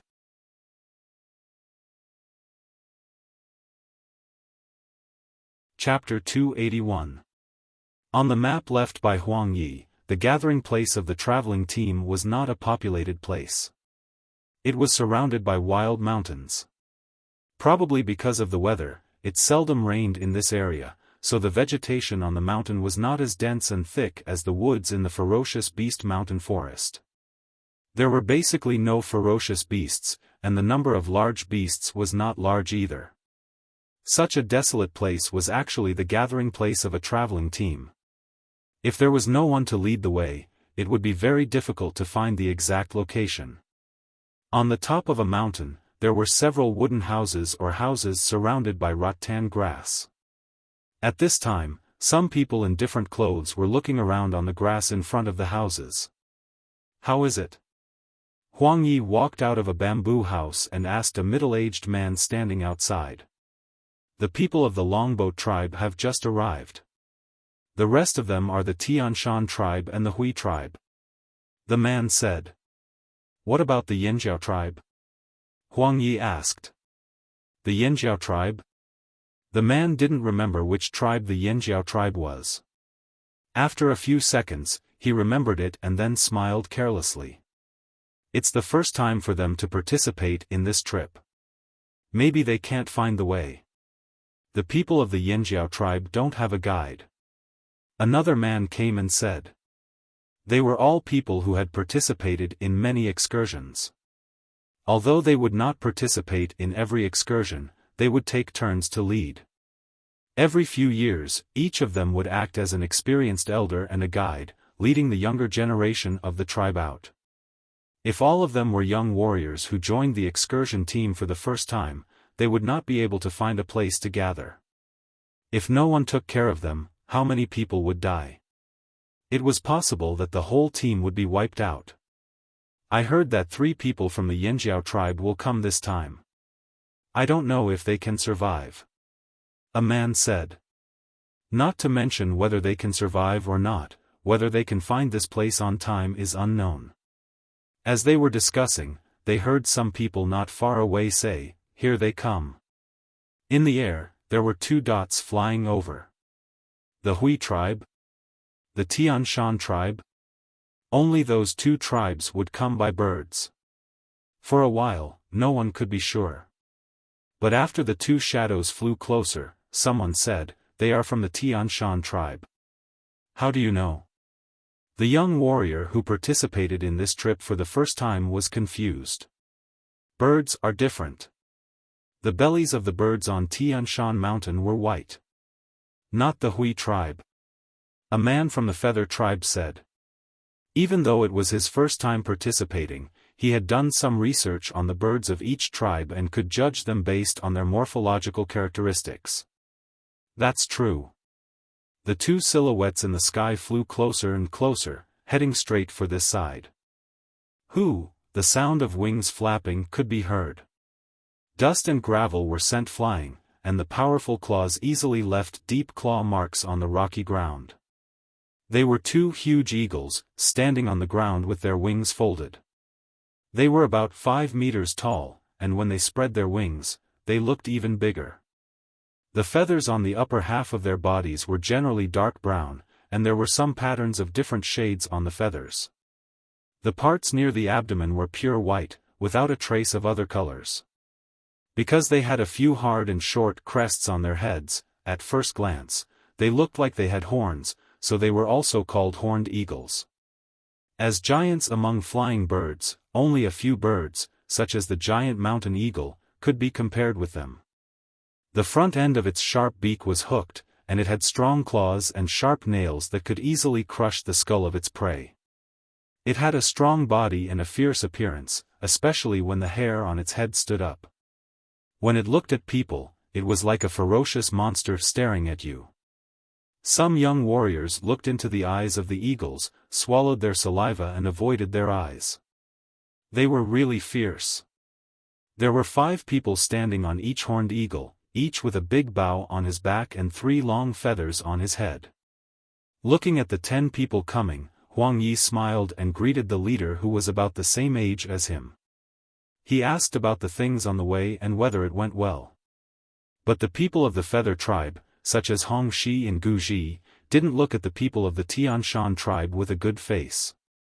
But the people of other tribes, especially some young warriors, looked at the 2 eagles of the Tianshan tribe with envy. When they came here, they climbed several mountains. If they didn't climb, they would take a long detour. But for the Tianshan tribe, they could arrive directly by bird. How refreshing it was. The people of the Tian Shan tribe completely ignored the bad looks around, but for those who looked at them with envy, they smiled back proudly. Not long after the arrival of the Tian Shan tribe, the people of the Hui tribe also arrived. As before, there were 2 giant mountain eagles, but this time there were only 9 of them. Is everyone here? Shall we set off now? Or take a rest for 2 days? The middle-aged leader of the Tian Shan tribe glanced around and said. Let's take a rest for 2 more days. Besides, the people of the Yanjiao tribe haven't arrived yet, Huang Yi said. There are more people? The Yanjiao tribe? Hearing this name, the people of the Tian Shan tribe changed their expressions. They looked at each other and smiled gloomily. The people of the Yanjiao tribe also come this time? No guide? The people of the Hui tribe looked at the people of the Tian Shan tribe and frowned with worry. It's the first time for us to join the team. Of course there is no guide, someone said. Without a guide, it would be difficult to find the place. Then let's wait for 2 days. After 2 days, if we still don't see the people of the Yanjiao tribe, we'll set off, the people of the Tian Shan tribe said. The other tribes agreed. 2 days was the last chance for the Yanjiao tribe. If they still didn't see the people of the Yanjiao tribe in 2 days, they would leave. 2 days later. In the morning, the people on the top of the mountain came out of their houses. Looking at the rising sun, they packed up and were ready to set off. The people of the Hui tribe looked into the distance and shook their heads with a sigh. Hong Shi and Chu Su had no choice. Even if they wanted to wait for the people of the Yanjiao tribe, it was impossible. The people of the Mang tribe, the 8 Limbs tribe, the Hui tribe, the Tian Shan tribe, the Yu tribe, the 1,000 Masks tribe, the Long Boat tribe and some other smaller tribes in the central part of the tribe walked down from the top of the mountain. But when they reached the mountainside, several eagle calls came from the sky. There were mountain eagles of the Hui tribe and horned eagles of the Tian Shan tribe. They're coming, someone of the Hui tribe said. In the sky, a figure smaller than the other 4 appeared. With a loud eagle call, it swooped down toward the team. When it passed by the team, 3 figures jumped down. It was Xiaofan and the other 2. Finally, we're here. Sorry, it's my first time here, so I'm late. Xiaofan said to the people he knew among the older people. He didn't pay attention to the other people who were looking at him with a little malice. Huang Yi nodded, good. Can you hurry up now? No problem. Xiaofan said. Without a rest, Xiaofan and the other 2 followed the team down the mountain. On the way down the mountain, Xiaofan observed the team and found that the undercurrents in the team were not as harmonious as they seemed. Xiaofan took the time to remind Tuo and Lei to be careful of the people around them and to be vigilant. Although Tuo and Lei were also vigilant, because they had joined the tribe's hunting team before, they were used to the tacit cooperation in the team.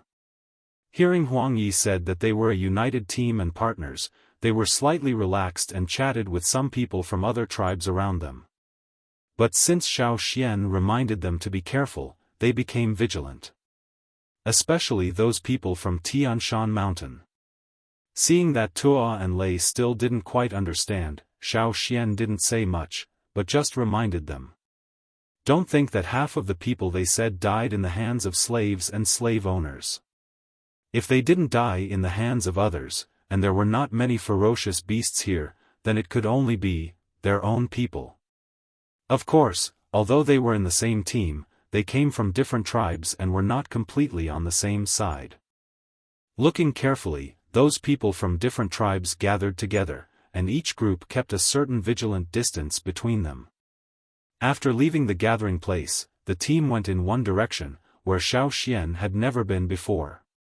One day later, they saw a long slave team of more than 200 people on the road. Long vines tied those slaves together, and next to this team, there were some people with whips guarding.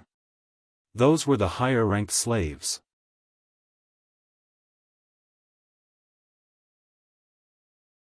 Chapter 282. The slaves, whose wrists were bound by vines, wore almost nothing on their bodies. Even if they did, the animal skins were tattered and could not cover much. Under the Yangguang's scorching sun, they were all tanned, their lips were dry, and their faces were haggard. They walked barefoot on the ground. Some of the wounded slaves did not get good treatment, and their wounds had rotted. Some flying insects, which smelled the scent, followed them all the way. "Where are those slaves sent to?" Xiaofan asked. If he didn't ask, the others wouldn't explain. Of course, he had to take the initiative to ask. Even if he was laughed at by others, Xiaofan didn't care, as long as he could know what he wanted to know. As soon as Xiaofan asked this question, some people sneered, but there were also some who answered. It didn't matter if they said it in a mocking tone, as long as Xiaofan knew the answer, it was fine. "Of course, they are sent to where the slave owners live," someone said. "Where do the slave owners live? Is that where we are going this time?" Xiaofan asked. "What, are you afraid?" A man of the Tianshan tribe said with contempt. Xiaofan didn't say anything. He looked at the sky, then looked at the surrounding environment, recalled the terrain along the way, and said, "The slave owners don't seem to live in a good place. If they kept going forward, they might reach the desert area." The slave owners lived in the desert? This made Xiaofan very curious. Although he knew that the slave owners would stay away from the big tribes in the central region to avoid them, he didn't expect that they would run to an arid and barren area. Not good? An older middle-aged man next to Huang Yi snorted, "They are really living a good life. Only the slaves are not living a good life." That was true. The slave owners were naturally the ones who were being served. Just then, in the long line of slaves, a slave suddenly broke free from the vines and ran towards Xiaofan. Although he looked like a bag of bones, he ran so fast that he didn't look weak at all. Someone in the group of slaves shouted and looked at the person running. The dark-skinned slave with unkempt hair was running towards Xiaofan and the others, shouting with a hoarse voice. He probably wanted to ask for help. Xiaofan could see the light of hope in his eyes. Puff! A sharpened piece of wood pierced through the running man's body. Blood dripped to the ground, and the light in the slave's eyes was quickly extinguished. A man wearing animal skin and holding a whip walked towards the slave on the floor. On his forehead, there was a tattoo that looked like the character, Tai. "It's a slave with the title, Tai," someone in the team said. His tone was calm, without any emotional fluctuations because he had just seen a slave killed. Slaves were also divided into classes. The lower-class slaves didn't have any titles, while the higher-class slaves started from Tai, because they would have a tattoo similar to the character Tai on their foreheads, so they were called Tai slaves. In terms of strength, they were equivalent to the beginner totem warriors. For those who became slaves, their initial goal was to be a Tai slave. So what if they became a slave? As long as they could get the strength equivalent to a totem warrior, it was enough. A Tai slave was the lowest class of the higher class slaves. Above the Tai slave, there was a Pu slave. There were also some Pu slaves in this slave team, but they didn't hold whips, only knives. They didn't seem to care about anything and seemed to be very harmless. But as long as they took action, the ground would be stained with blood. At that time, it would involve more than one slave. Therefore, when the slave ran away, the Pu slaves just glanced at him casually. Some of them didn't even raise their heads and continued on their way. Anyway, there were Tai slaves who were lower than them to deal with it. The Tai slave strode towards the slave on the floor, and glanced at Xiaofan and the others. There was no vigilance, no concern, no other superfluous emotions. He was numb and as cold as a knife. When he looked at the lower-class slaves, it was no different from looking at other dead things. He bent down, stretched out a hand to grab the dead slave's foot on the ground, and dragged him back to the team. There was a long bloodstain on the ground because of the dragging. The Thai slave dragged the dead slave back to the team, and waved his arm to throw the dead slave into the team of lower-class slaves. Then, Xiaofan saw those haggard slaves with tied wrists scrambling to surround the slave. That is. Ray stuttered. Over at 8-Lim's side, a cold voice said, "They are snatching food." Their wrists were tied, but they could still move their fingers, arms, and legs. They were snatching food, although the food was the same as them. If they didn't eat, they were likely to starve to death. Only by eating could they survive. Seeing Xiaofan and the others were silent, someone from the Tian Shan tribe said, "You can't stand it? If you really can't stand it, you can save 1 or 2 lower-class slaves. If that slave ran closer, you could save him in time." Seeing the reactions of others in the team, Xiaofan and the others also knew that there was something they didn't know. These people mostly looked at the slaves with disgust in their eyes. Indeed, many totem warriors looked down upon the slaves, thinking that they were spineless and betrayed their ancestors. However, they were not like these people in the team. Especially the people from 8-Lim's side, there was even hatred in their eyes. Xiaofan learned the reason from Chu Su. A few years ago, someone from the 8-Lim's tribe encountered a similar situation. He saved a few low-class slaves and also killed a few Thai slaves on the way. In fact, at the beginning, the people from 8-Lim's were very secretive and disguised. Their identities shouldn't have been discovered, but they were discovered. A young girl from 8-Lim's gave a slave a piece of jerky before she left. The slave saw a spider on her body. Later, the slave failed to escape, was caught and told the secret. Not long after, those who attacked were almost all killed when they went out with their friends and elders. Chu Su said. More than 10 people from 8-Lim's were killed, including senior totem warriors. Among the slaves who attacked them, there were more than 30 Thai slaves and at least 4 Pu slaves. If it was a one-on-one fight, even if it was a servant slave, it would only be equivalent to an ordinary intermediate totem warrior, and it would not be so tragic. However, these slaves were almost suicidal in their attacks. They did not even blink their eyes when it came to injuring the enemy and injuring themselves at the cost of injuring the enemy. They would do the same thing even if it meant injuring the enemy and injuring themselves at the cost of injuring themselves.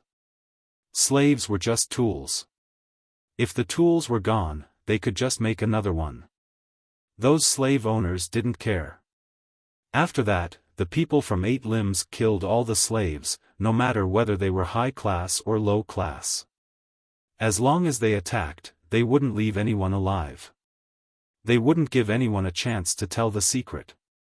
Chu Su looked at Xiaofan and the other two. In fact, this kind of thing happened a lot. Almost every tribe has encountered it.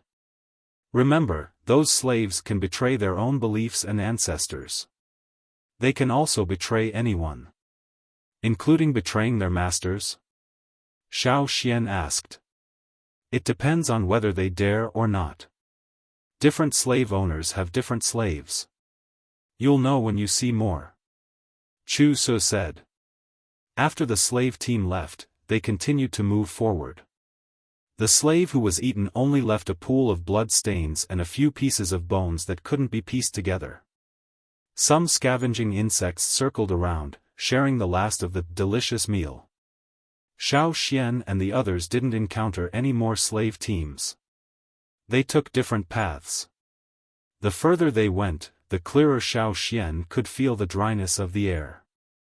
The surrounding vegetation was sparse. Compared with other places, the number of animals and plants was pitiful. The thin layer of grass on the ground had also withered. After another 5 days of continuous walking, some people in the team had begun to become dispirited. A little further ahead, there will be a tribe. We can rest there for a few days. An elder said. Hearing this, the young people were shocked. A tribe? There is a tribe here? What is it called? The Rain Tribe. Someone answered. Xiaofan looked at the clear sky. The Rain Tribe. He didn't know how Yang Sui was doing. Had he successfully inherited the position of the Rain Tribe's shaman?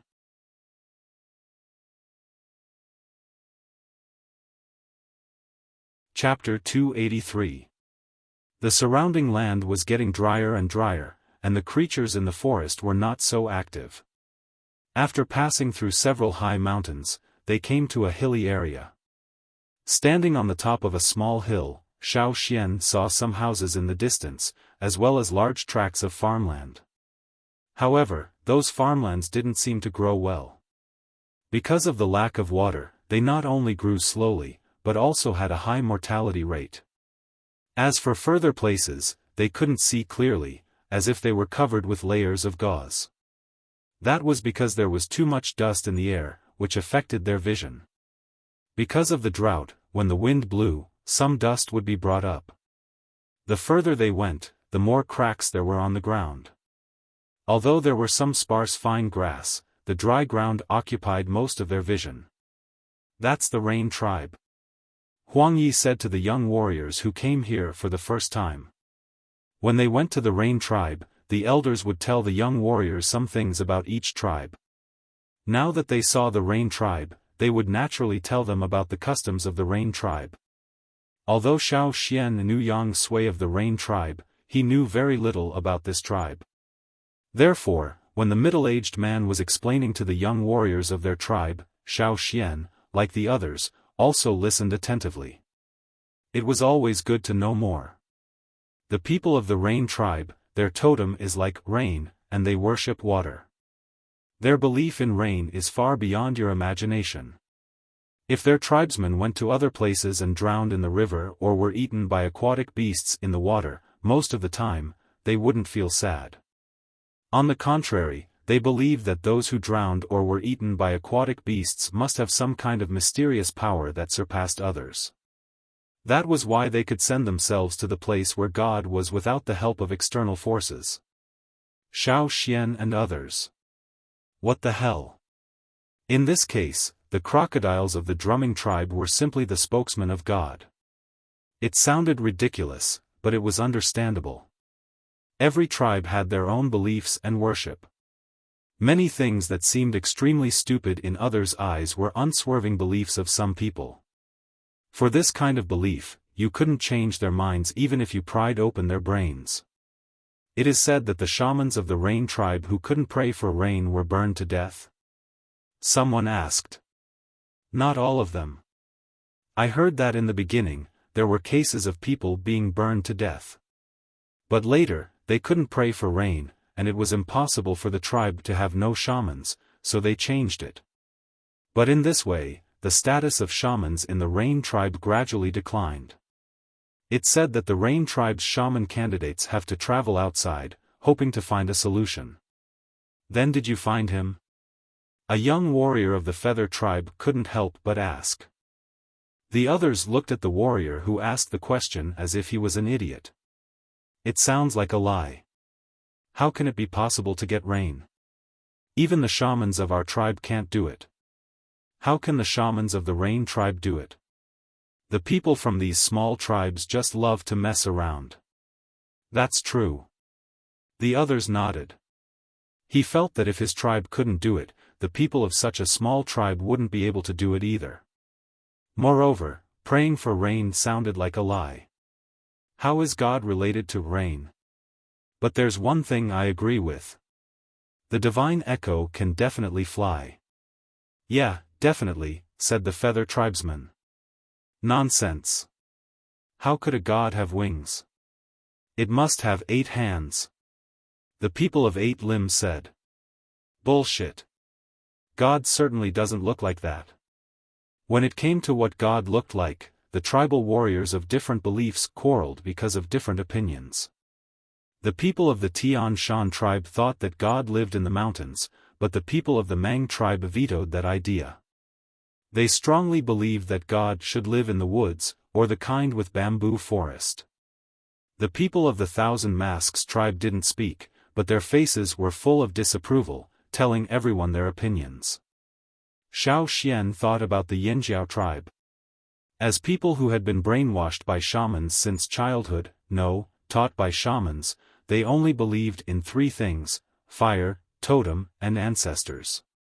What was God? Was it the fire? Was it the incarnation of the totem? Or was it the deceased ancestor? Or all three of them? Listening to the discussions of the people around them, Lei and Tuo touched their heads at the same time, and began to outline the appearance of God in their minds. If there was a God, it should be, with horns on the head, right? Anyway, it was definitely not those who had wings and played with spiders, let alone rain. Well, it must have horns on the head, and its strength was incomparable. Lei and Tuo discussed and nodded. They felt that others were simply talking nonsense.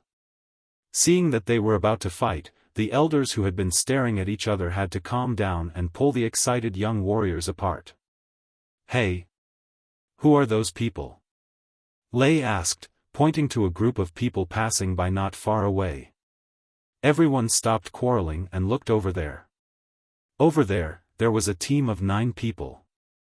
The people walking in front were wearing clothes woven with green rattan and yellow withered grass, with some wooden and bone ornaments. Each person held a pottery bowl in his hand, holding the bowl in one hand and dipping the other hand in the pottery bowl and swinging it vigorously to the side.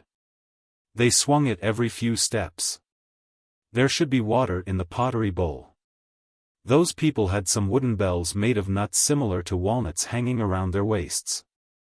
Every time they swung their arms vigorously, because of the movement of their bodies, the wooden bells hanging around their waists would also swing, making a clattering sound, which sounded like the sound of rain hitting the ground. They are the people of the Rain tribe.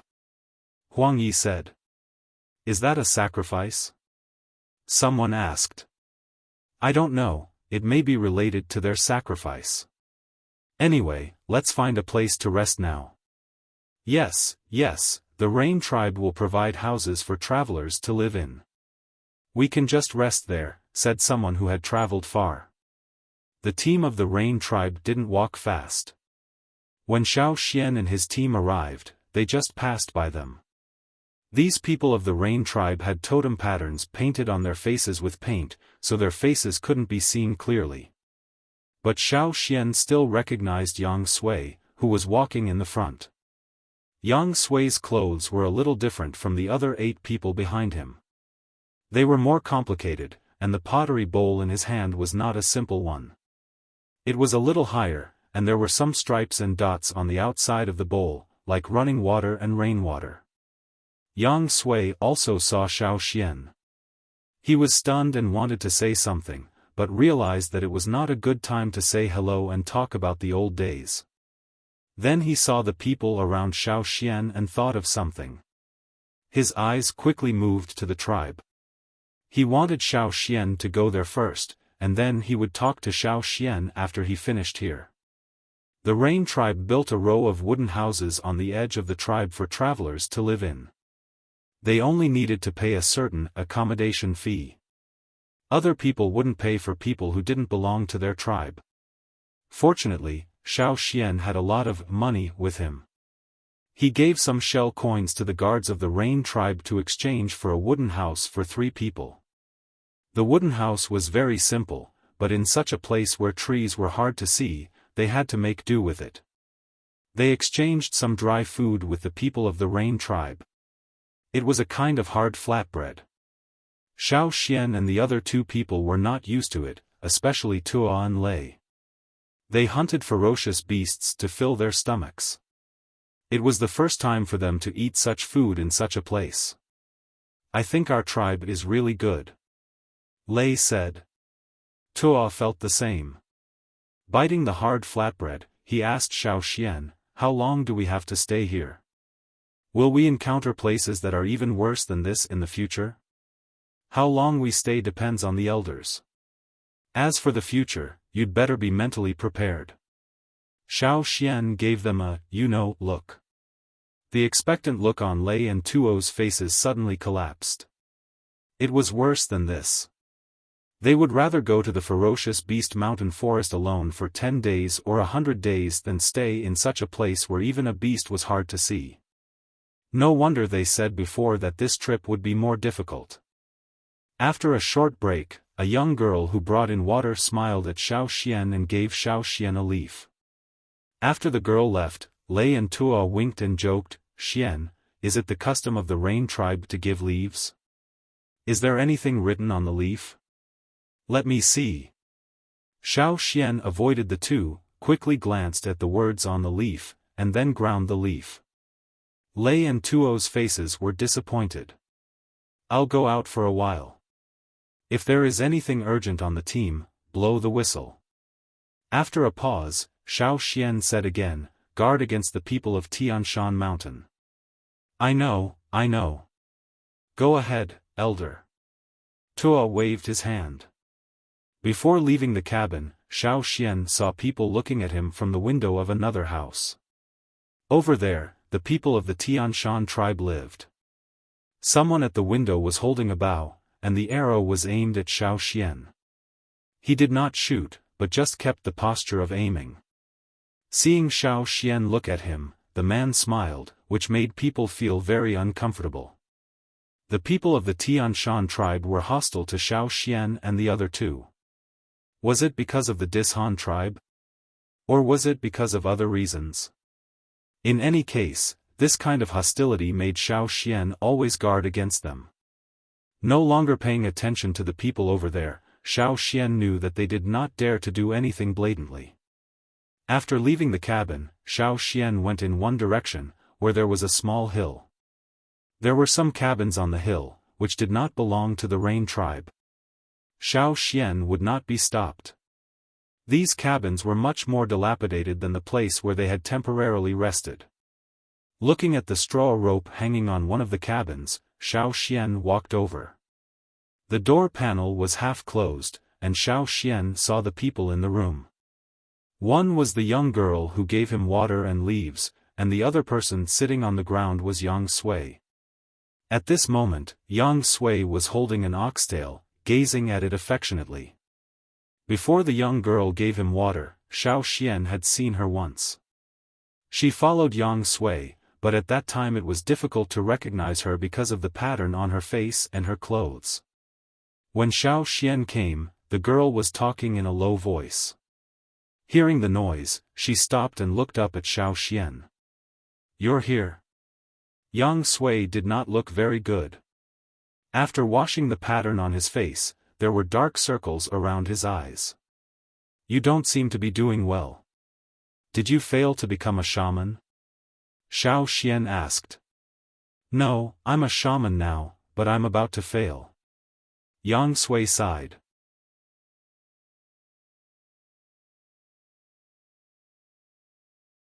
Chapter 284. Yang Sui put down the oxtail in his hand and stood up. Seeing Yang Sui casually throw the oxtail away, the young girl next to him glared at Yang Sui. Then she squatted down and carefully picked up the oxtail and put it into a long wooden box next to her. There was a layer of hay in the wooden box, and the oxtail was just right in it. Yang Sui forced a smile. "Is it necessary? It's useless anyway." He briefly introduced them. Xiaoxian knew that the young girl was called Misu, who grew up with Yang Sui. Now she was also one of the witches who followed Yang Sui. She would also participate in the sacrifice. "I heard that your Yanjiao tribe went back. Did you come with those people in the central region?" Yang Sui asked. "Yes." Looking at the two's faces, Xiaoxian asked, "What happened on your side? Are you going to be ousted?" Yang Sui scratched his head, "Kind of." After a moment of silence, Yang Sui said, "It's okay if I don't want to be a witch. However, what's worse now is that I might be burned to death." Bang! Misu threw away the wooden box in her hand. She didn't care about the oxtail that she had carefully put in the box. She roared with red eyes, "I haven't prayed for rain yet. How do you know it won't come down? Everyone knows that. Yang Sui smiled dejectedly, it's just a matter of time before I'm burned to death. If you knew it, why did you lie to us? Just say that you can't pray for rain. Why did you admit it? Mi Su was so angry that her tears flowed down. She wiped her face and put the oxtail back into the box, put it in Yang Sui's hand, and strode out, regardless of whether the dust on her hands was on her face. As he ran out, he even kicked the half-closed door away. Xiaofan looked at Mi Su, who ran away after kicking the door, and then looked at Yang Sui, who was standing there with a dejected look, and asked, "What's going on? What happened?" Xiaofan knew that when Yang Sui was competing for the position of the witch candidate, he observed the time when it might rain, and then he made a coincidence and finally defeated other competitors. Yang Sui's face was worse than crying, "I regret it." Recalling the situation at that time, he thought, "I'm courting death." He should have told the truth under the pressure of the leader. Seeing Xiaofan again in such a rare situation, Yang Sui briefly explained the situation to Xiaofan. When he came back from his travels, he did successfully become a wizard. However, at the end of last year, a new leader took office. The leader supported another competitor at that time. It was unknown how he learned that Yang Sui had cheated at that time. As soon as he took office, he started to make trouble for Yang Sui. In addition, there had not been a single drop of rain since the beginning of the year. The new leader seized the opportunity to ask Yang Sui to pray for rain. Yang Sui said it was difficult. If it had been someone else, it would have been fine. But the new chief wanted to promote his own people, so he openly questioned Yang Sui's ability to pray for rain. He said that it was just a coincidence that he met Yang Sui and did not pray for rain with his real ability. He also deceived everyone and disrespected the ancestors and the totem. Because of this, God punished them and there was no rain this year. If this continued, as the weather became hotter and hotter, the soil would quickly dry up and the crops in the fields would not be able to last much longer. He even used Yang Sui as an excuse to deceive the gods. What? To say that it was the previous leader's idea to admit it? Bah! How dare he slander the late previous leader? Yang Sui, you should be burned to death. He asked me to pray for rain. If I failed, it would mean that I angered the gods and they wanted to burn me to appease the gods. Yang Sui took out the oxtail from the box and swung it casually.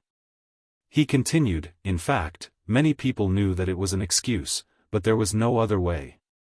The chief said it. Moreover, under his instigation, many people really thought that if I failed to pray for rain, burning me to death would solve the problem. In the past, Yang Sui was able to succeed because the previous leader supported him. The previous leader knew that there was a coincidence in Yang Sui's prayer for rain. But at that time, he needed to stabilize the people in the tribe and an opportunity to expand his reputation. That was why he put pressure on Yang Sui when he was about to explain. How many people support you now? Xiaofan asked. Since the chief did not dare to burn Yang Sui directly, but still delayed it, he must have some scruples.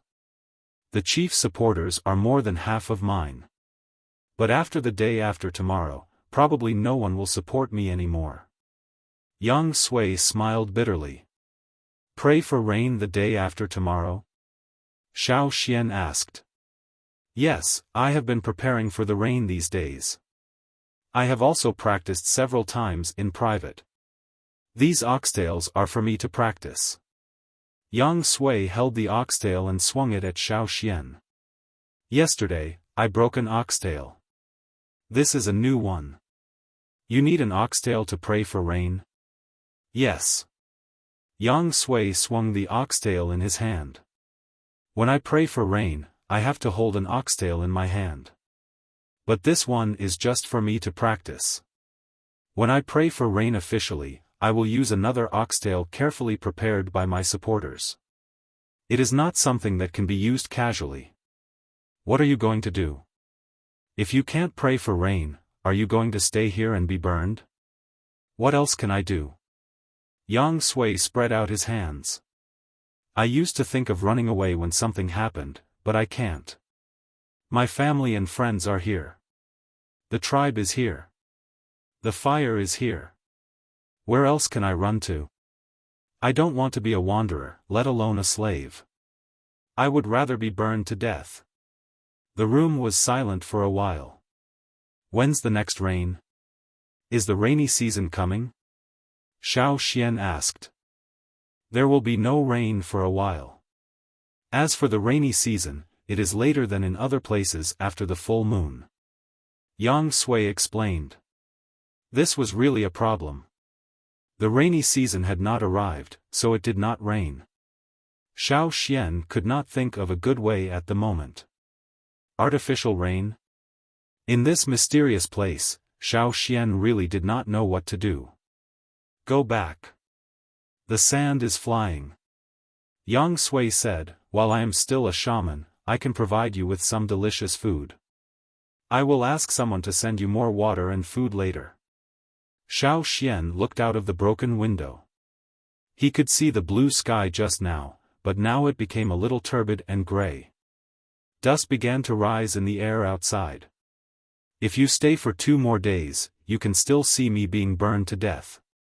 Yang Sui laughed at himself. Holding the wooden box with the oxtail in his hand, he walked out of the room. I advise you to go back early, and don't go out tomorrow. Xiaofan walked out of the wooden house and returned to the place where they rested. The surrounding visibility had decreased a lot, and the sky was a turbid yellow. The blowing wind was wrapped with sand and dust, and it was everywhere, covering the sky and the sun. The people outside were a little difficult to breathe. They squinted their eyes and choked from time to time by the dust. For the people of the Rain tribe, they were used to it, but for the young travelers who came out for the first time, they were not used to it. Looking at the dark sky, they all felt depressed. I think the place where our tribe is located is really good. Lei looked at the weather outside, closed the window and said to Xiaofan. For Lei and others, they would rather live in the ferocious beast mountain forest than in such a desert. But for the people of the Rain tribe, they were completely opposite. They would rather live in such a place than set foot in the ferocious beast mountain forest. It's like this outside. Let's go to bed early. Maybe when we wake up, there will be no sand outside. Tua thought optimistically. Xiaofan was not so optimistic. Yang Sui said that it was better not to go out tomorrow. Obviously, it would be worse than today. Xiaofan still believed in Yang Sui when it came to astronomical phenomena. As for praying for rain, rather than saying that the people of the Rain tribe worshipped the water falling from the sky, it was better to say that the people of the Rain tribe worshipped the powerful force behind the rain. The rain was just a messenger of power, a stage for the powerful and mysterious force. They believed that whoever could pray for rain had such power, and they would worship him wholeheartedly. However, whether that kind of power really existed and how powerful it was unknown.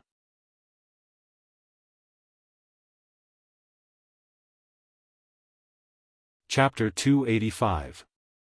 In the Rain tribe's wooden house for the wanderers to rest, the traveling team rested for a night. As for how they slept, you could tell from their constipated faces the next day. When Xiaofan opened his eyes, the light in the house was very dim. But with the biological clock formed over so many years, he knew that the sun should have come out long ago.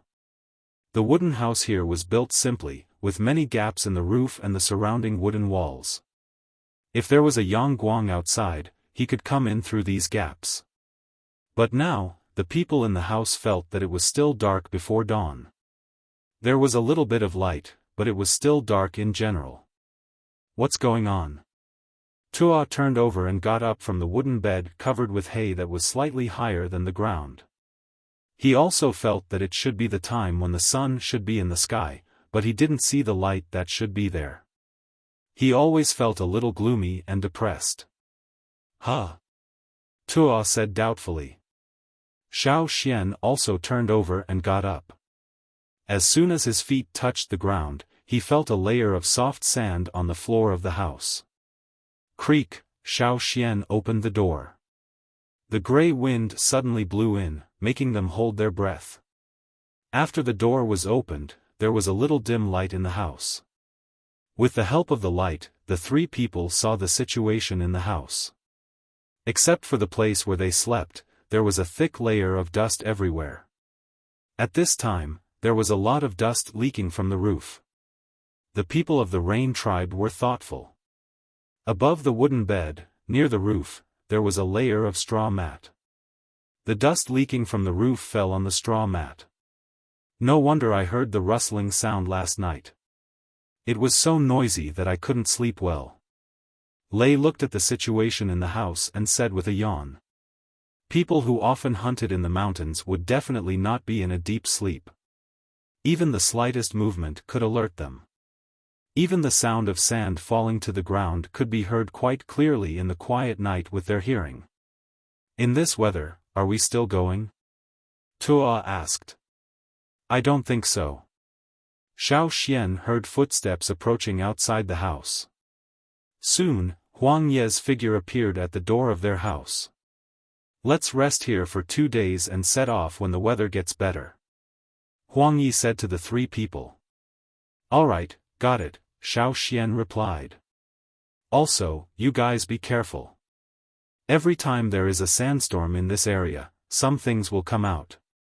Be careful. Huang Yi had intended to warn these young soldiers who came to this place for the first time. By the way, he would make things more serious and those creatures more terrifying. Only then could these young soldiers, who were easily confused and careless, be alert. However, as they talked, Huang Yi found that the atmosphere was not right. As soon as he looked up, he saw 3 pairs of shining eyes. For some reason, he couldn't finish his sentence. After thinking about it, Huang Yi suddenly understood. That's right, the Yanjiao people were different from the people of other tribes. These Yanjiao people lived alongside ferocious beasts. How could they be afraid of creatures that suddenly appeared? Maybe they were thinking about how to catch them as food. Huang Yi was right. Xiaofan and the other 2 really wanted to catch a few such beasts for a change. The Yanjiao people liked meat the most, and those hard flatbread really couldn't supplement them with enough energy. Huang Yi sighed. Anyway, he had delivered the message, so he turned to another wooden house to inform others. Xiaofan looked at the sky outside. In the distance, there was a tinkling sound from the Rain tribe. Because there was too much dust, he couldn't see the situation over there. But according to Yang Sui's words, they were building an altar for praying for rain. Thinking of praying for rain, Xiaofan sighed. When he was about to close the door, his hands suddenly stopped. Lei and Tua behind him also stopped what they were doing. The 3 people glanced at the place near the wooden table in the house.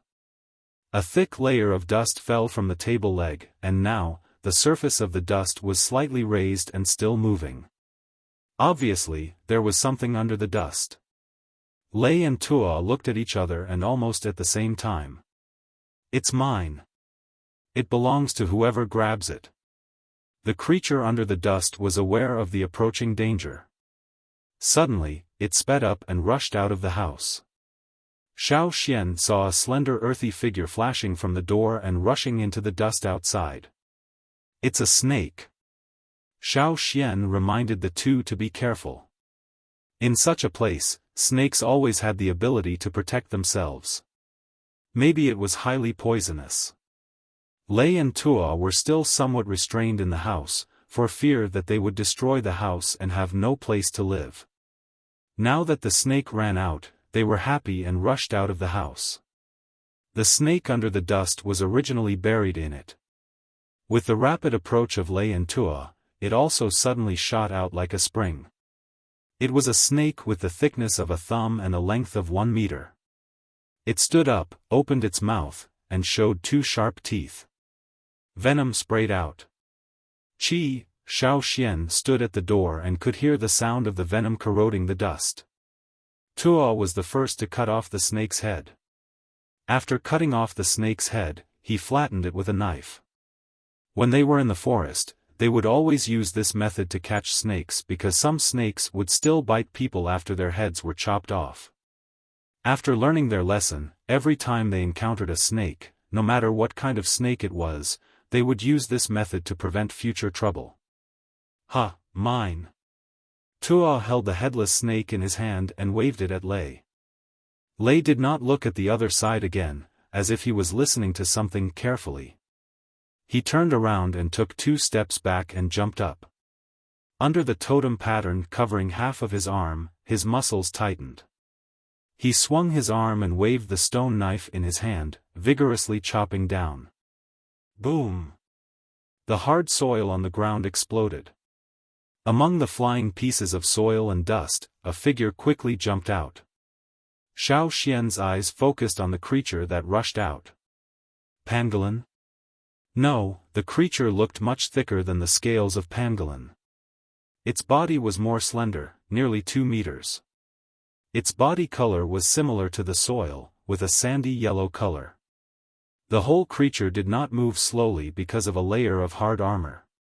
On the contrary, it moved very quickly. The creature had been looking for a chance to run away or get into the ground, but Lei and Tuo did not give it a chance.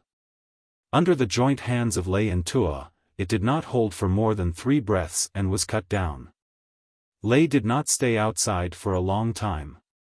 He dragged the creature and seized the time to skin it. Although it was the first time he saw such a creature, he had encountered similar ones. He was not unfamiliar with the skin and handled it in 2 or 3 strokes. He did not expect to have extra water to clean it. Lei carried it into the house. Today, their food was guaranteed. The layer of hard armor was not left behind. It could be used for self-defense. They also wanted to catch another one.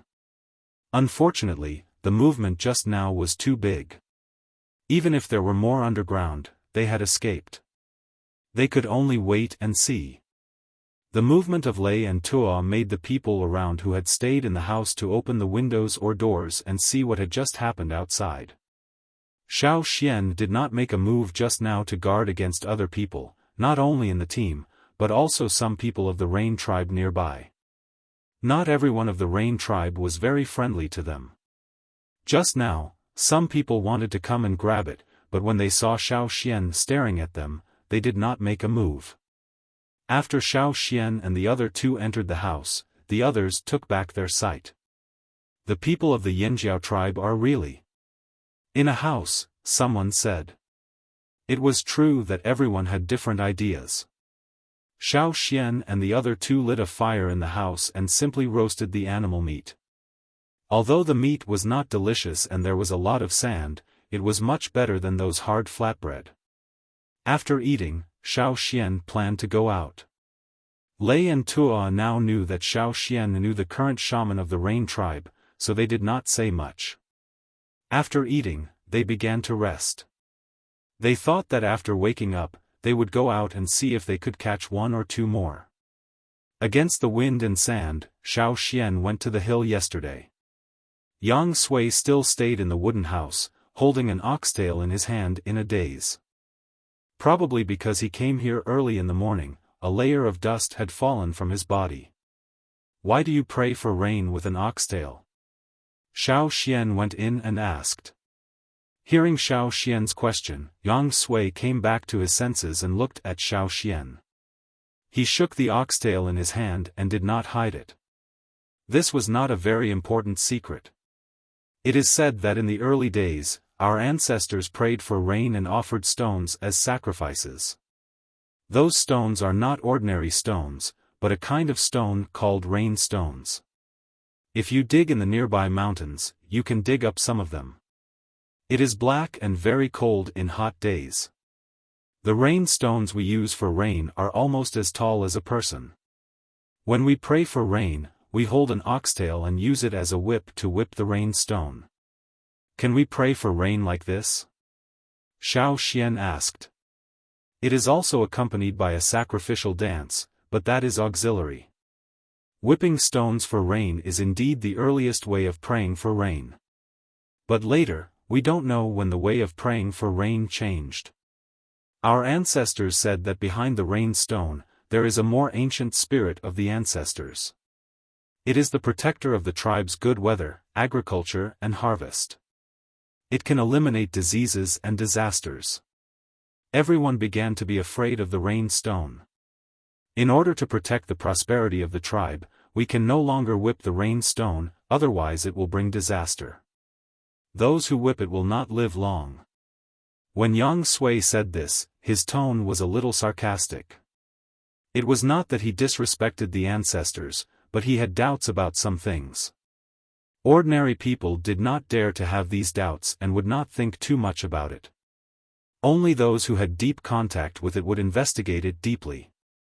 The so-called "those who whip it will not live long" was probably because praying for rain consumed too much power of inheritance and needed to sacrifice some of it. Weaker people would probably be exhausted after praying for rain once. In addition, as Yang Sui said, praying for rain was getting more and more difficult. Shamans naturally had to bear a great psychological burden. After all, shamans were burned to death in the rain tribe. Under the double pressure of physiology and psychology, it would be strange to feel comfortable. If a person with a weak physique prayed for rain once, all his physical strength would be drained and he would die. Then why do you still use the oxtail instead of whipping stones for rain? Xiaofan pointed to the oxtail in Yang Sui's hand. This is for asking for forgiveness.